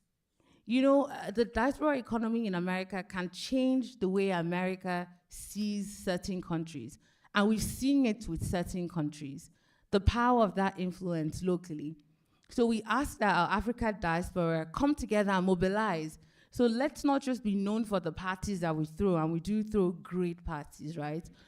But let's also be known for enacting the type of change back home that we want to see, for putting the type of narrative in the American media that we want the world to consume about Africa. Because you live here, so you have enormous power and enormous influence. So we want us, to begin to think more strategically around how we wield that influence. And while I was at Yale, the Chinese government had this program where they would send like hundreds of their brightest students to Yale and Harvard. And my class at the time was like all Chinese students. And they were here for 2 years and an additional year to work and learn the American system. And they were mandated to go back home and implement and replicate everything they had seen. So when they were in class, some of us would go for parties, but they had a mission because they knew their time was ticking. After 3 years, they were going to go back and build and replicate what they've seen. So I think that we can definitely do that. But I think even beyond that, our communities that are here, and I think the African diaspora is incredibly large in the United States especially. There's more power we can be deploying. And we should be more strategic around how we deploy that influence. And the second thing about jollof rice is funny because I'm Nigerian, but I'll tell you Ghana jollof rice. And I say this, look at them, and I don't think, and they will, don't, quiet. No, but and please, and please,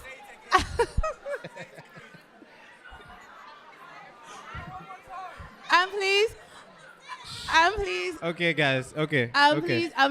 Please don't post this. Don't post this anywhere. I have to still go back home. You can't go back to Nigeria. I have to go back home. But with the Ghana jollof and kelewele, I mean, come on. Yeah. After that Ghana, answer, yeah. I saw more hands go up. I think just because I didn't look at this side at all, can we just take one last question from this side? I'll leave it to you who you pick because I don't want that wahala.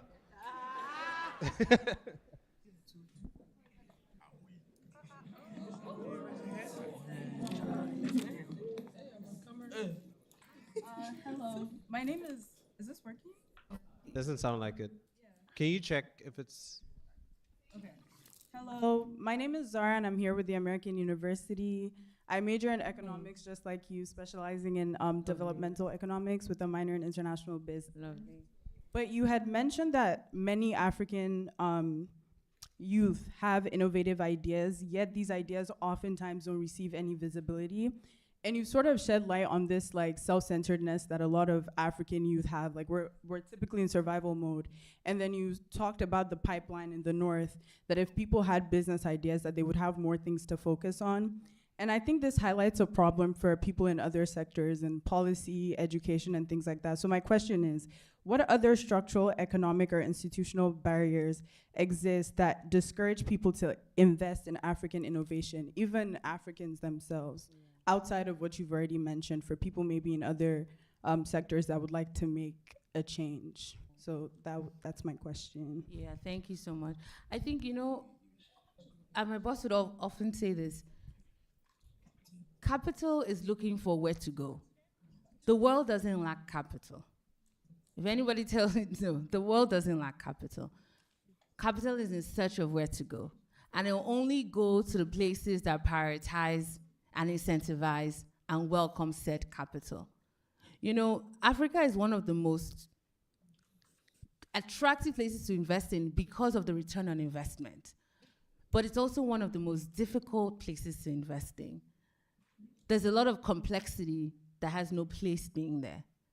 And so that's why a lot of the work that I do is not just in identifying these entrepreneurs, but also creating advocacy and enlightening these policymakers that the capital that you're in desperate need of to build infrastructure and roads and power networks, etc., would come if you take a closer look at your enabling environment.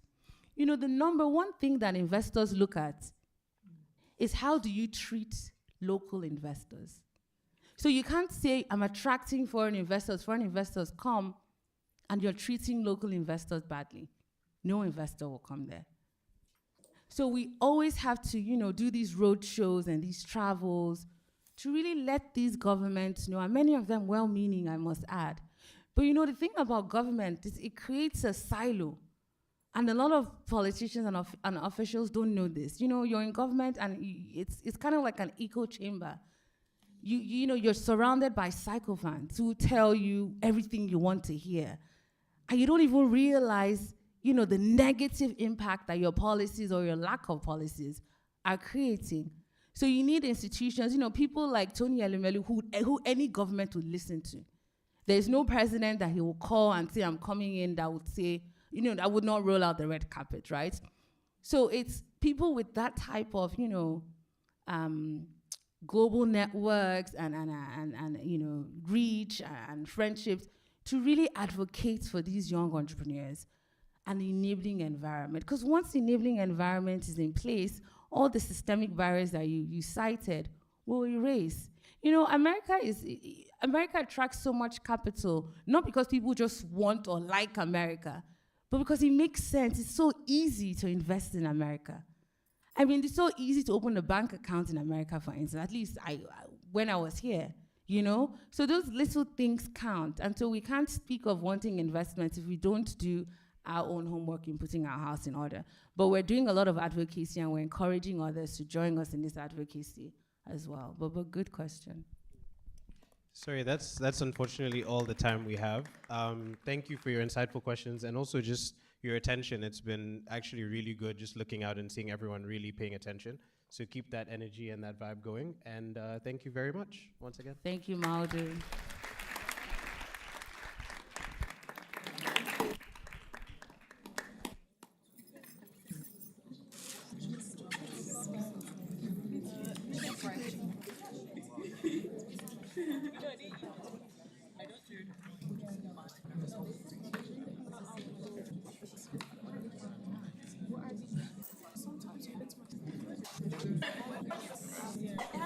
Hi, guys. Okay, so I know you all have been seated for a long time. Thank you again so much to Maudo for leading such a, heavy and breaking hearts conversation. Okay, so time-wise, we just have a couple of announcements. And then after that, we will be updating the schedule given the time changes. But yeah, just wanted to let you guys know that we will soon be starting to shift towards the next activity for the day.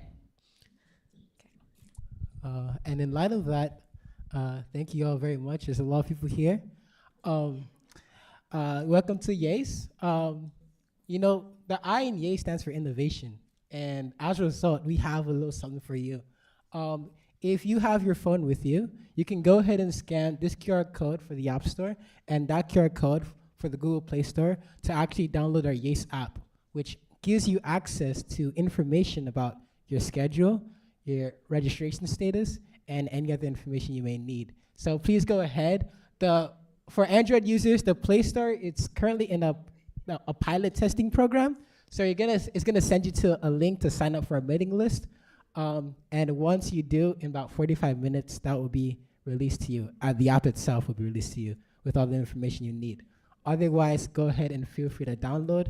A special shout out to technology, the technology office. That's me, and that's also, one of a co-developer. His name is Harry Shindika. If you see him at the gala, he's our DJ. So, thank him a little bit for me.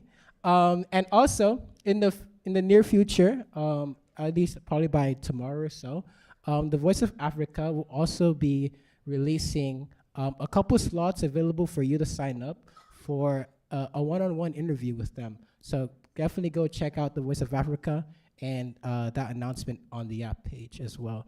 Thank you so much. All right, and please enjoy. Thank you for that, Mui. Hi, everyone. My name is Amin Abdul Latif. I'm the Chief Officer of Operations, and I'm just going to be talking about some of the scheduling changes.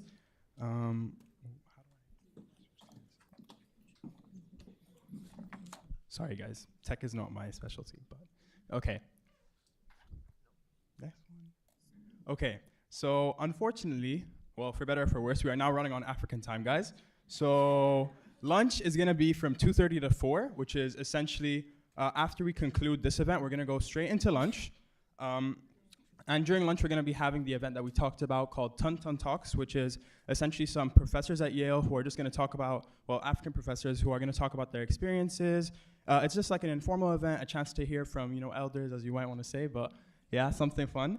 Then we're going to be moving into Innovation Lab 1 introductions from 4:15 to 5:15. We'll have a 15-minute break for which we ask that you stay in that location of your innovation lab. And then we will transition into the second session, which is Innovation Lab 1 Solutions. After which, we're gonna have a short break where, again, you could do whatever you want with that free time. And then we have the optional event at Sci-City, which is a fireside chat, which is exploring the synergy of medicine and technology across Africa. The Sci-City event, I really encourage you guys to come. We're gonna have a lot of our sponsors there, and it's a great chance to just get some time to network with people. There will be speakers as well, so I think it's a great opportunity. And then lastly, we'll have a quick music performance from 10 to 10:45, but I will emphasize that everything from 8 and afterwards is optional.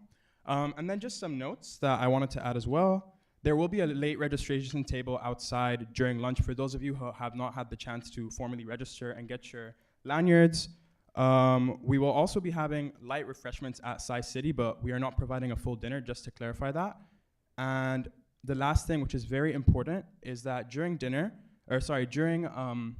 the lunch that we're about to transition into, in the last 15 minutes, we're gonna be bringing everyone back into this building so that we can introduce you all to your ambassadors who are gonna then walk you to your classrooms.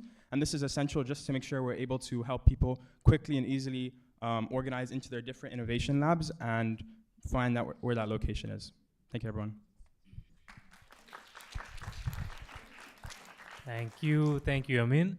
And just adding one quick thing. So guys, please take a picture of this because it is different than what you have in your booklet since we've had to adjust. Oh, it's also on the Instagram. So either take a picture or follow us on Instagram. Probably the latter is a little bit better. And it'll be on the app.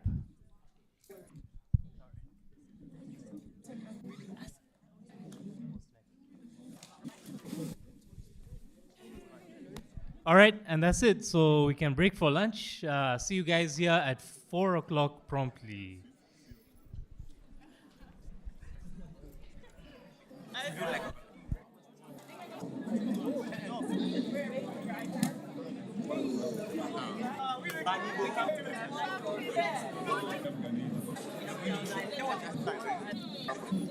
Yeah, honestly.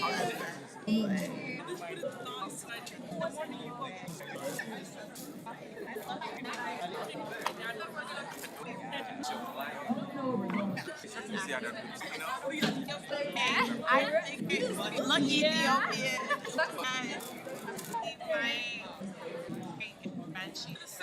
Like my and they all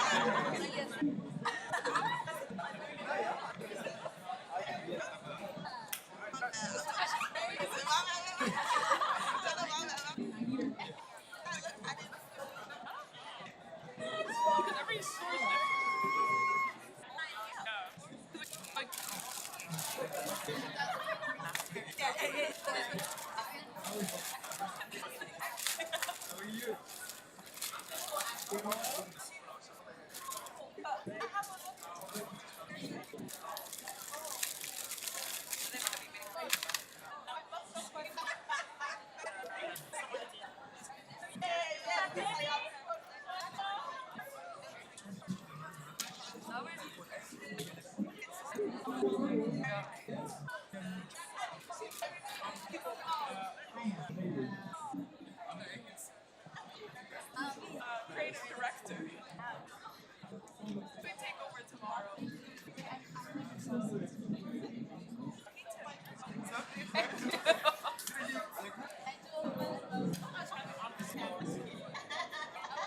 And whenever somebody recognizes me, and I'm like, okay.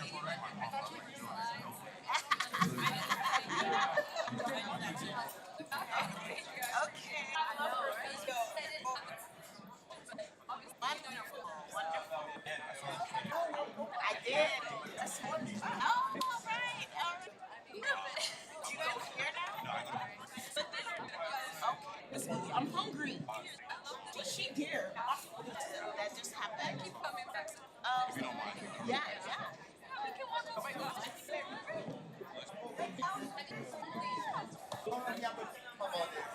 I would change my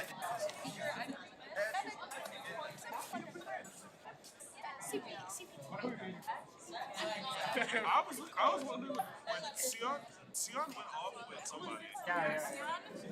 Ready. All right, let's all go. Checking everything. After I'll be the last one out. Just provide it. You have 10 chances. Yeah, and they're setting up. I don't know anything.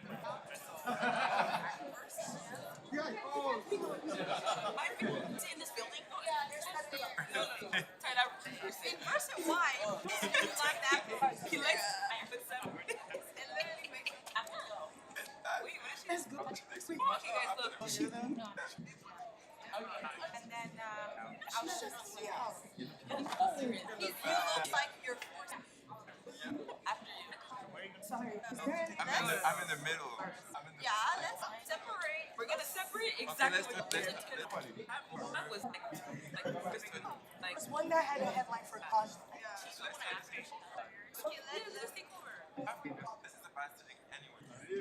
Let's just first of all let's edit. On a Friday. You already yeah, I know. Let's see. I cleared my Friday.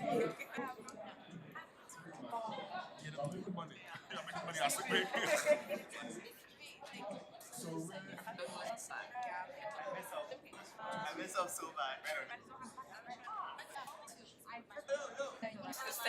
No, I thought this is what? That was crazy. That was crazy. No, I didn't think it was short. I didn't less. Yes. Yeah. He came in.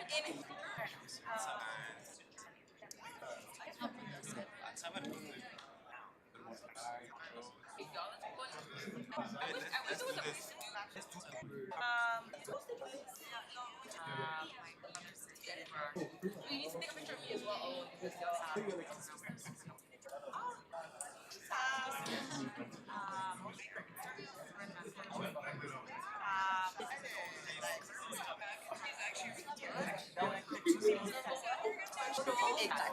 So no, After 15 Pro Max. 15 Pro Max out here. So Luke is like, oh, let's film a video, and this is his vibe, his energy. He's like, I need to keep the nonchalant act like so happy. I'm all close on her. She's actually. I'm just gonna kill. Then we're gonna. Yeah. What did you say? I have to be a big. I know. I feel like one so bad. proud of you. We're just a great conversation.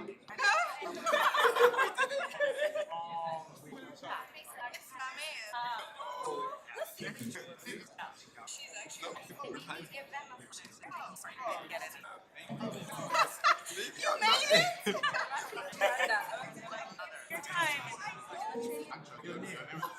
I mean, you can take that. I like that.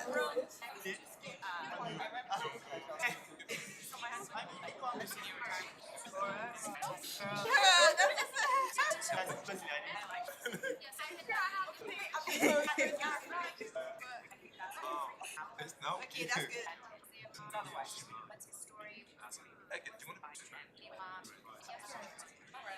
But let's just say like, oh, we met the other girl. The other girl. Yeah.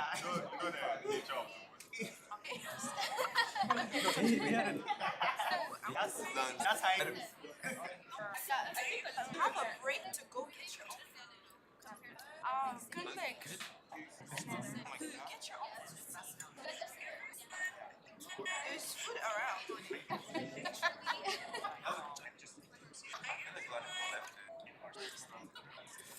Come back here.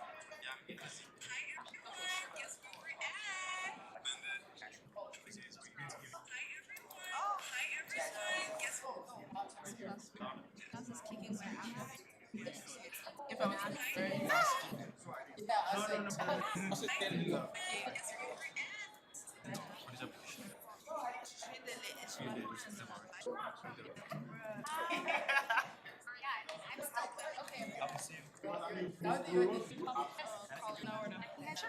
It's crazy how life is. Oh, I'm good. Oh, another. Yeah, it's still on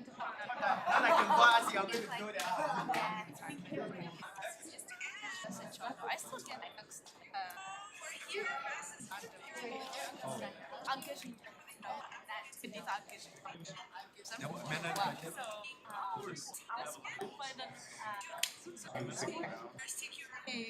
Here's right there.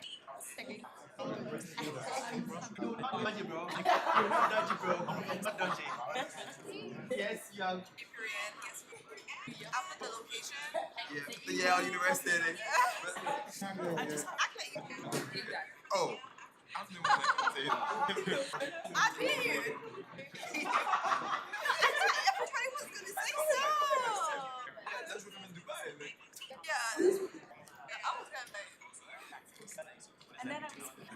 Sorry, we're so ready. Not me, right? And then, and we were now, yeah. Living now, yeah. Like, what are you saying that?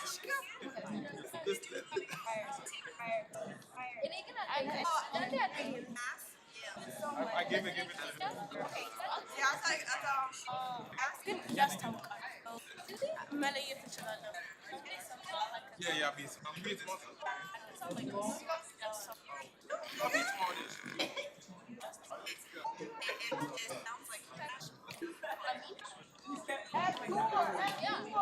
No, it's okay. Stop talking.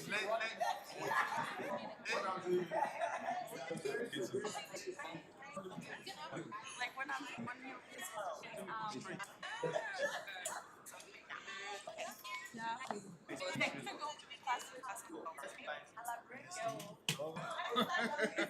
too long story is sad. Are you? Oh yeah. Like always. And Abby wants to. Yeah, like report that being a senator. Connor will ask day that we've been coming through. No, I actually believe that.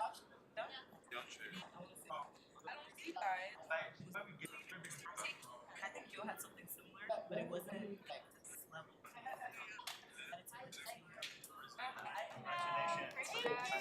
You know this gentleman? I used to be. I do. Actually, You guys just meet him for the first time? Oh, you guys know He's him? the reason why we, because we are from Kenya. Oh, that's so amazing. Yeah. Are you guys gonna be in this innovation lab? That's it, like, what time, 4? Our times have shifted, so it's going to be at 4 now. But right now, I just wanted to make sure all the speakers are. Not just a budget. Or do you want to stay here? The campus is cheap. Some talks is going to be here as well. Is anyone here from Joe? Yes, I would love. I sent him an text. They merged it. But you guys haven't taken me technically. But it was 3 is to grab food. pretty cheap. You guys. You can be with them. Yeah, you can eat. You can eat them. We just wanted to serve the speakers first because the lines are really long. If you wanted to eat them. Yeah, we'll come after. Let's just take a photo and go. Okay, you can. Want to be in our photo too? Oh, yeah. Yeah, I know. Okay, yeah, take it. Oh, okay, come on. So wait, these two studios come get fed. That's what we I feel like it's not that I can't do it in the city. It's just that. Hey, last question. Are some of them going to be broadcasted? I have four. The talks and the opening ceremony and the presentation. Oh, yeah, I see. Nice chatting with you. Yes. Yeah, I haven't taken a Well, single we'll put it humanities. on our, I haven't taken a single put it on our humanities. website. So Yale Africa Innovation. Upstairs. All right, excellent. But I have to take And then that is where our live streaming chemistry. link is. Okay, perfect. Thank you so much. We need to grab speakers and bring them to eat. Might as well get it over with. Okay, yes. Please. Good to see you. Like, it's so quick right now. Might as well. Is that already up front? Yeah. In front of the line? Yeah. Good seeing you. What's it? Are you here with your school? So I'll definitely. Wait, you have to just, in case we don't see you, so what is on your mind? And I love to do that. That's exciting. Thank you. Can I get another picture? What's your reaction? I have to like post my recognize your brain not wanting to be agile, and you're like, no, I have to be agile.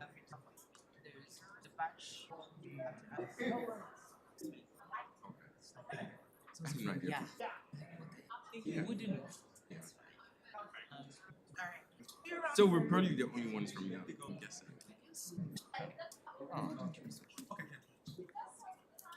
I don't know. I never say anything there. My class. Like, I just see when I go to because I met Ephraim. Have you met him? No, he says he's not gonna. Yeah. He's gonna find after.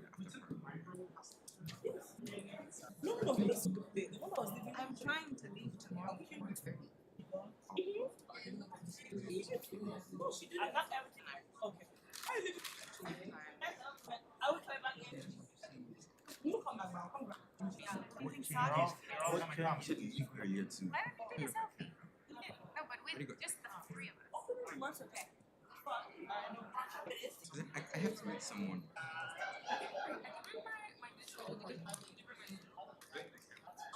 India, living her best life. I haven't met any of them.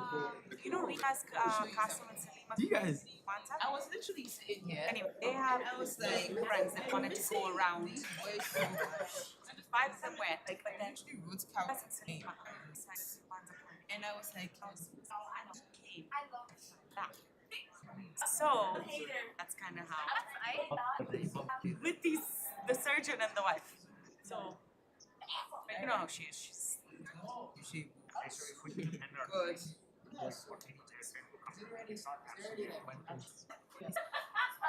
I don't think it's a lawsuit. No, I haven't been tried. Yeah, your question was Find so some No, nice but I man would- to make a nice job. Yeah. I think he was gonna go. Let's go. Like, still in a group. Yeah, he did. What smart conversation. I don't know how far. With our video. Oh, yeah. We can just do it here. You can do it. It's too loud in here. I mean, all of you, yeah, I understand. That's fine. Where's your drink? No, I was gonna say like, if I was around, You know what we need to do? like, 1 second. Is there soda? No, I'll do it with matcha. I'm not really We friendly. wanted to do like a open. Like, I mean, obviously, if I met him, I'd say hi. Like, yeah, you know. So, there's no He's the guy you were like, oh, he's a trouble. lawyer. UNC. Yeah, so he, him or if say UNC, that would be very yeah, exactly. And even me and Tori, we I mean, like, I mean, obviously, me and him were close way back, like during Yale or whatever. The only times we end up meeting. But anyways, he wasn't like. I don't know, say once a semester, or like twice at max. So this semester we met. It's called twice. Computer science. Steve and someone else has to take like. Yeah.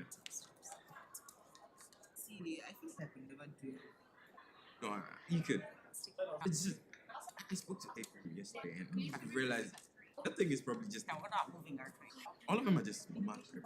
Like, it's to be eligible for like standard what you have to have A minus native. So like from freshman year up until whatever time, have a single A minus. Like you can't Just, do loads. yeah, just to be eligible. Hey. And Yeah. that's what I'm saying. Like if that's like.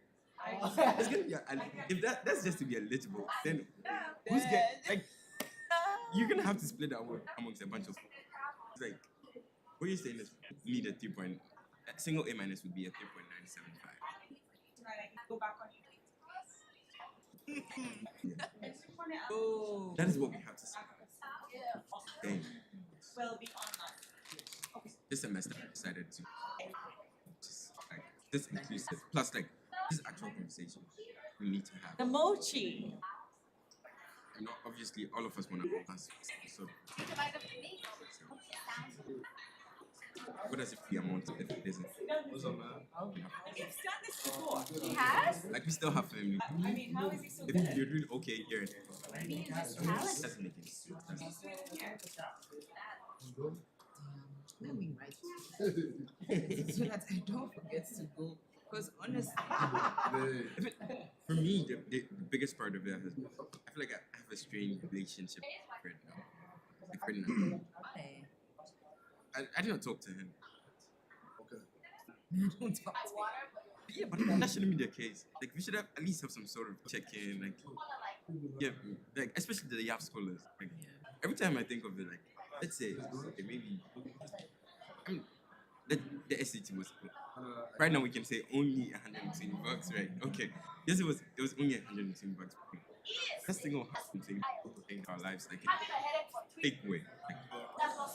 Like crazy way. Yeah. Like I guilt trip myself into making the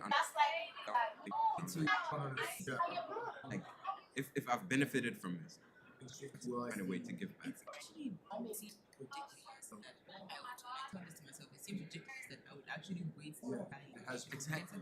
I'm like, who are you? That's what I'm Like, saying. are you really grateful? Like, what are you Exactly. doing?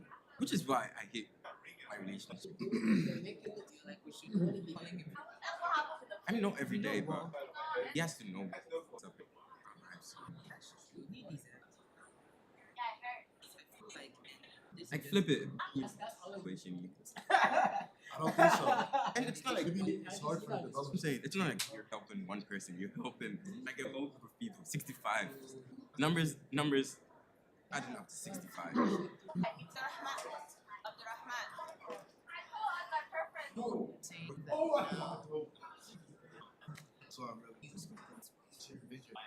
I'm not surprised. surprised. I'm like, No one's giving back. Program has to run.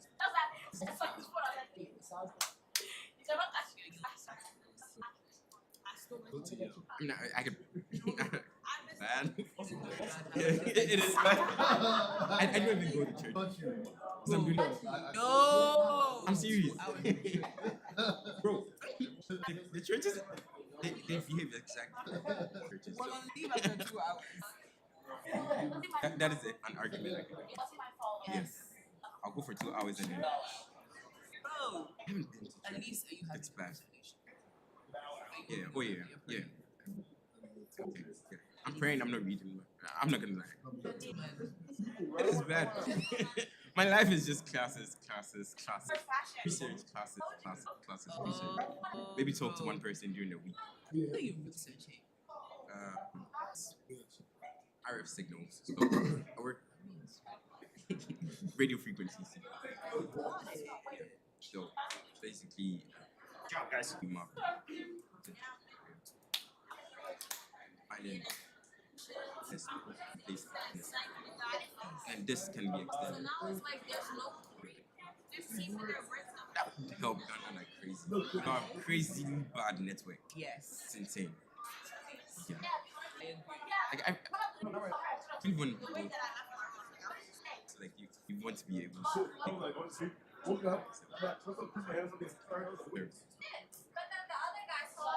Patience to do your research.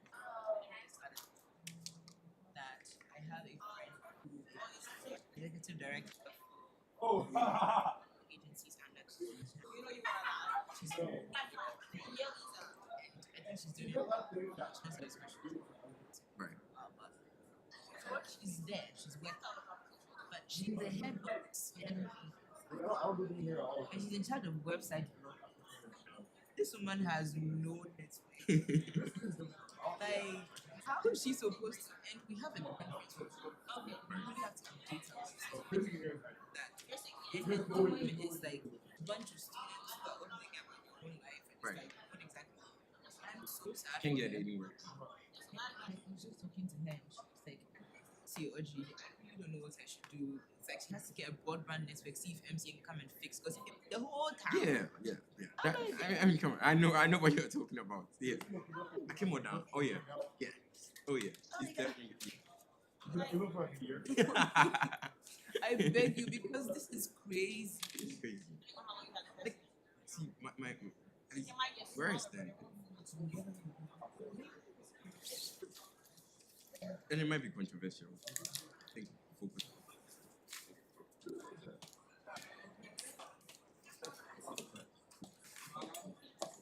We're not there yet. At least that is where I stand. For instance, I don't know. Because I'm so what's industrial responsibility stuff. And they really struggle. It's like they just use so like these programs to make it. Like for instance, like we can complain about think about it this way. I know. The best area for is the north. And essentially, there's a products from the north. I feel like it's a good business. That's a good business area. Because at least right now, what I know is, I mean, the roads are bad. There's no two ways about it. The roads are bad. The government is not going to fix them. So individuals are going to have to. If I had crazy money, this is what I would do. Because right now, this is what happens. Produce from It makes you look like yeah. And where? It was all the way from Innovation Lab is okay. but There's like 5 separate.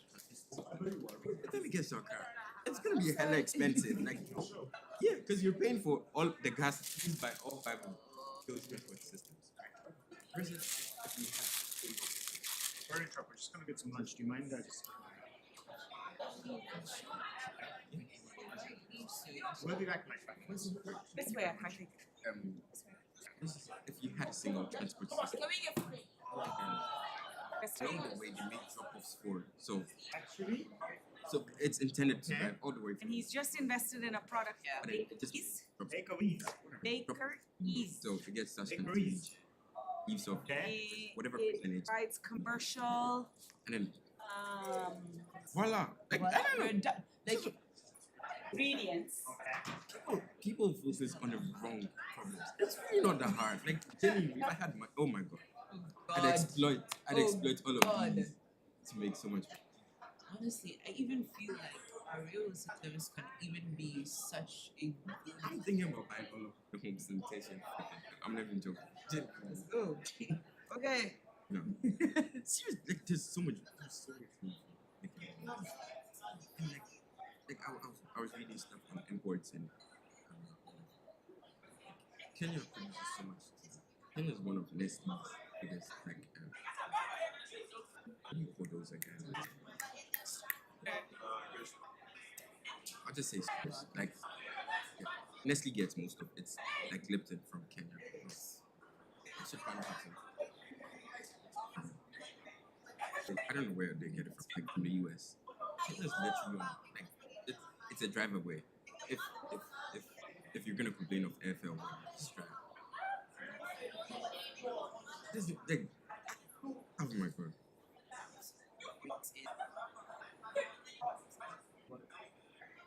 Yes, I mean, the government should be able to fix that. Like, I feel like trade within Africa itself.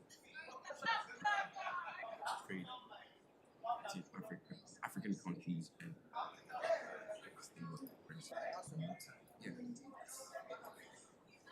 Which is what I think ECOWAS and the other people were trying to do. But then it seems like what they're saying is ECOWAS is being now I'm sort of glad that Yeah, I mean, yeah. At some point you just get tired and then you try to fix your own problem. yes, Yeah. and because now you're breaking away From the French, yeah. So now it's like, okay, now we can actually start making the method. I mean, yeah, bro. Whatever gets the results, Right? yeah. Has to be done. I don't know.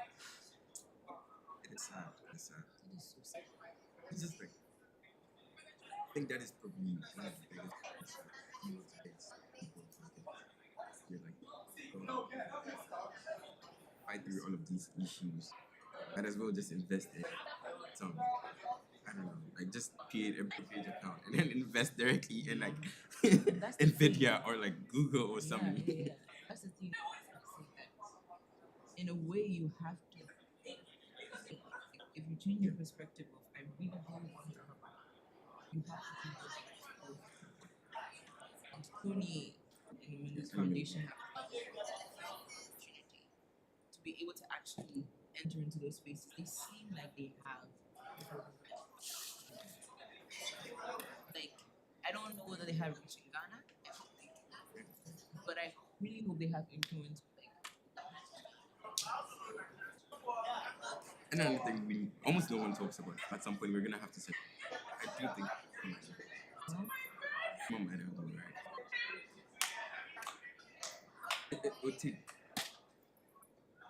54 times more to fix each individual single incident. Generally, yeah, exactly. Yeah, they always get confused, right? But and it makes sense. Like that would improve trade like crazy. Just coming from all the way to Nigeria. I don't know what produce internet, whatever it is. Like What do you want?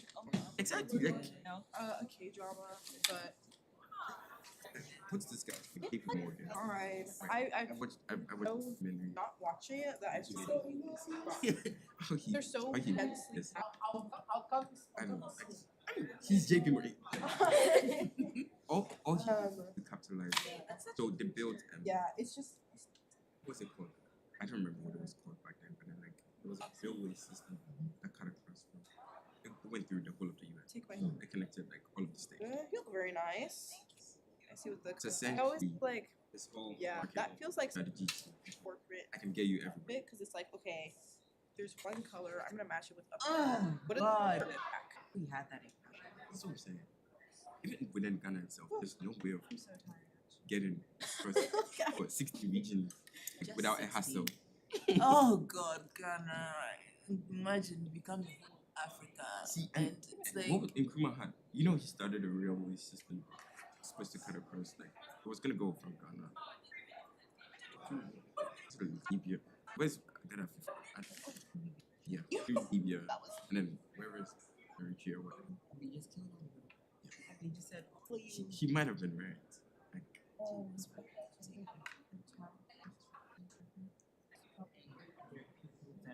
trying to bring that. What do you mean if? yeah, I don't think so.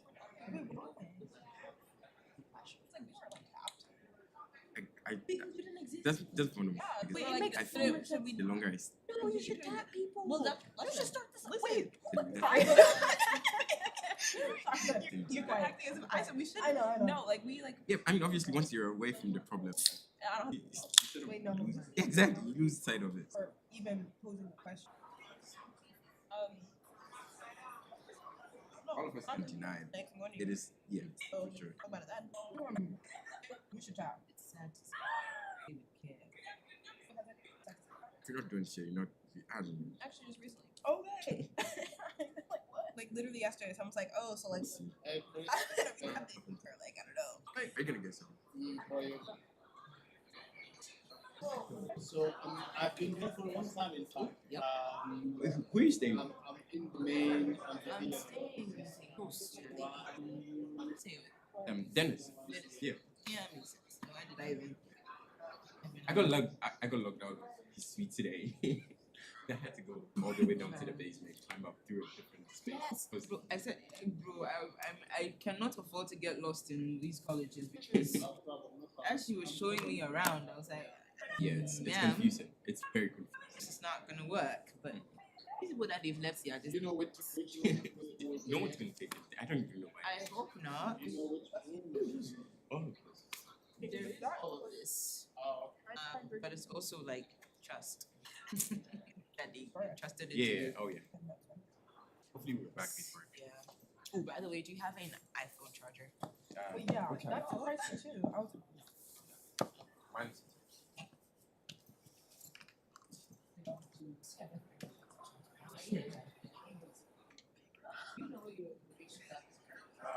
What did I say? All of this stuff I said. I'm thinking about like. Not this one. Not.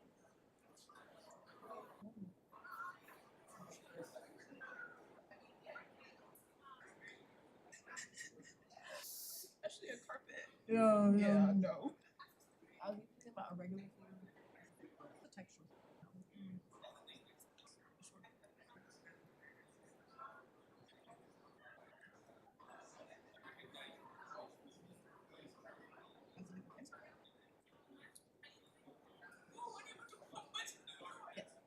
So I was literally running back and forth.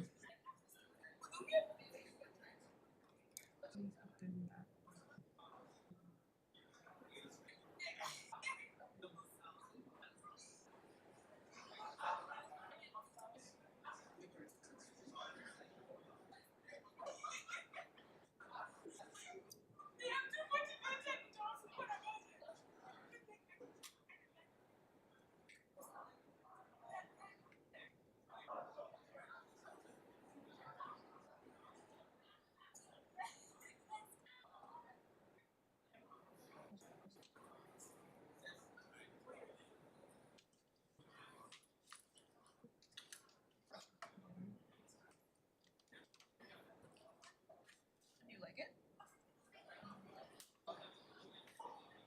Yes, but it's just not a heavy material. Am I cheaper?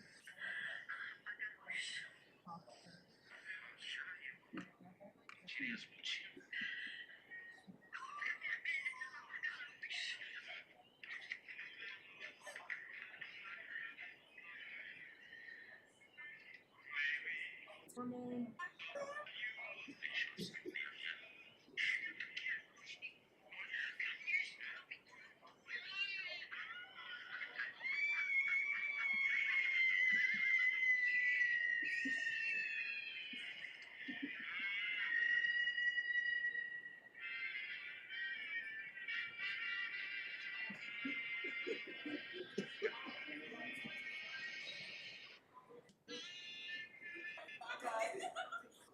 back on Instagram? No.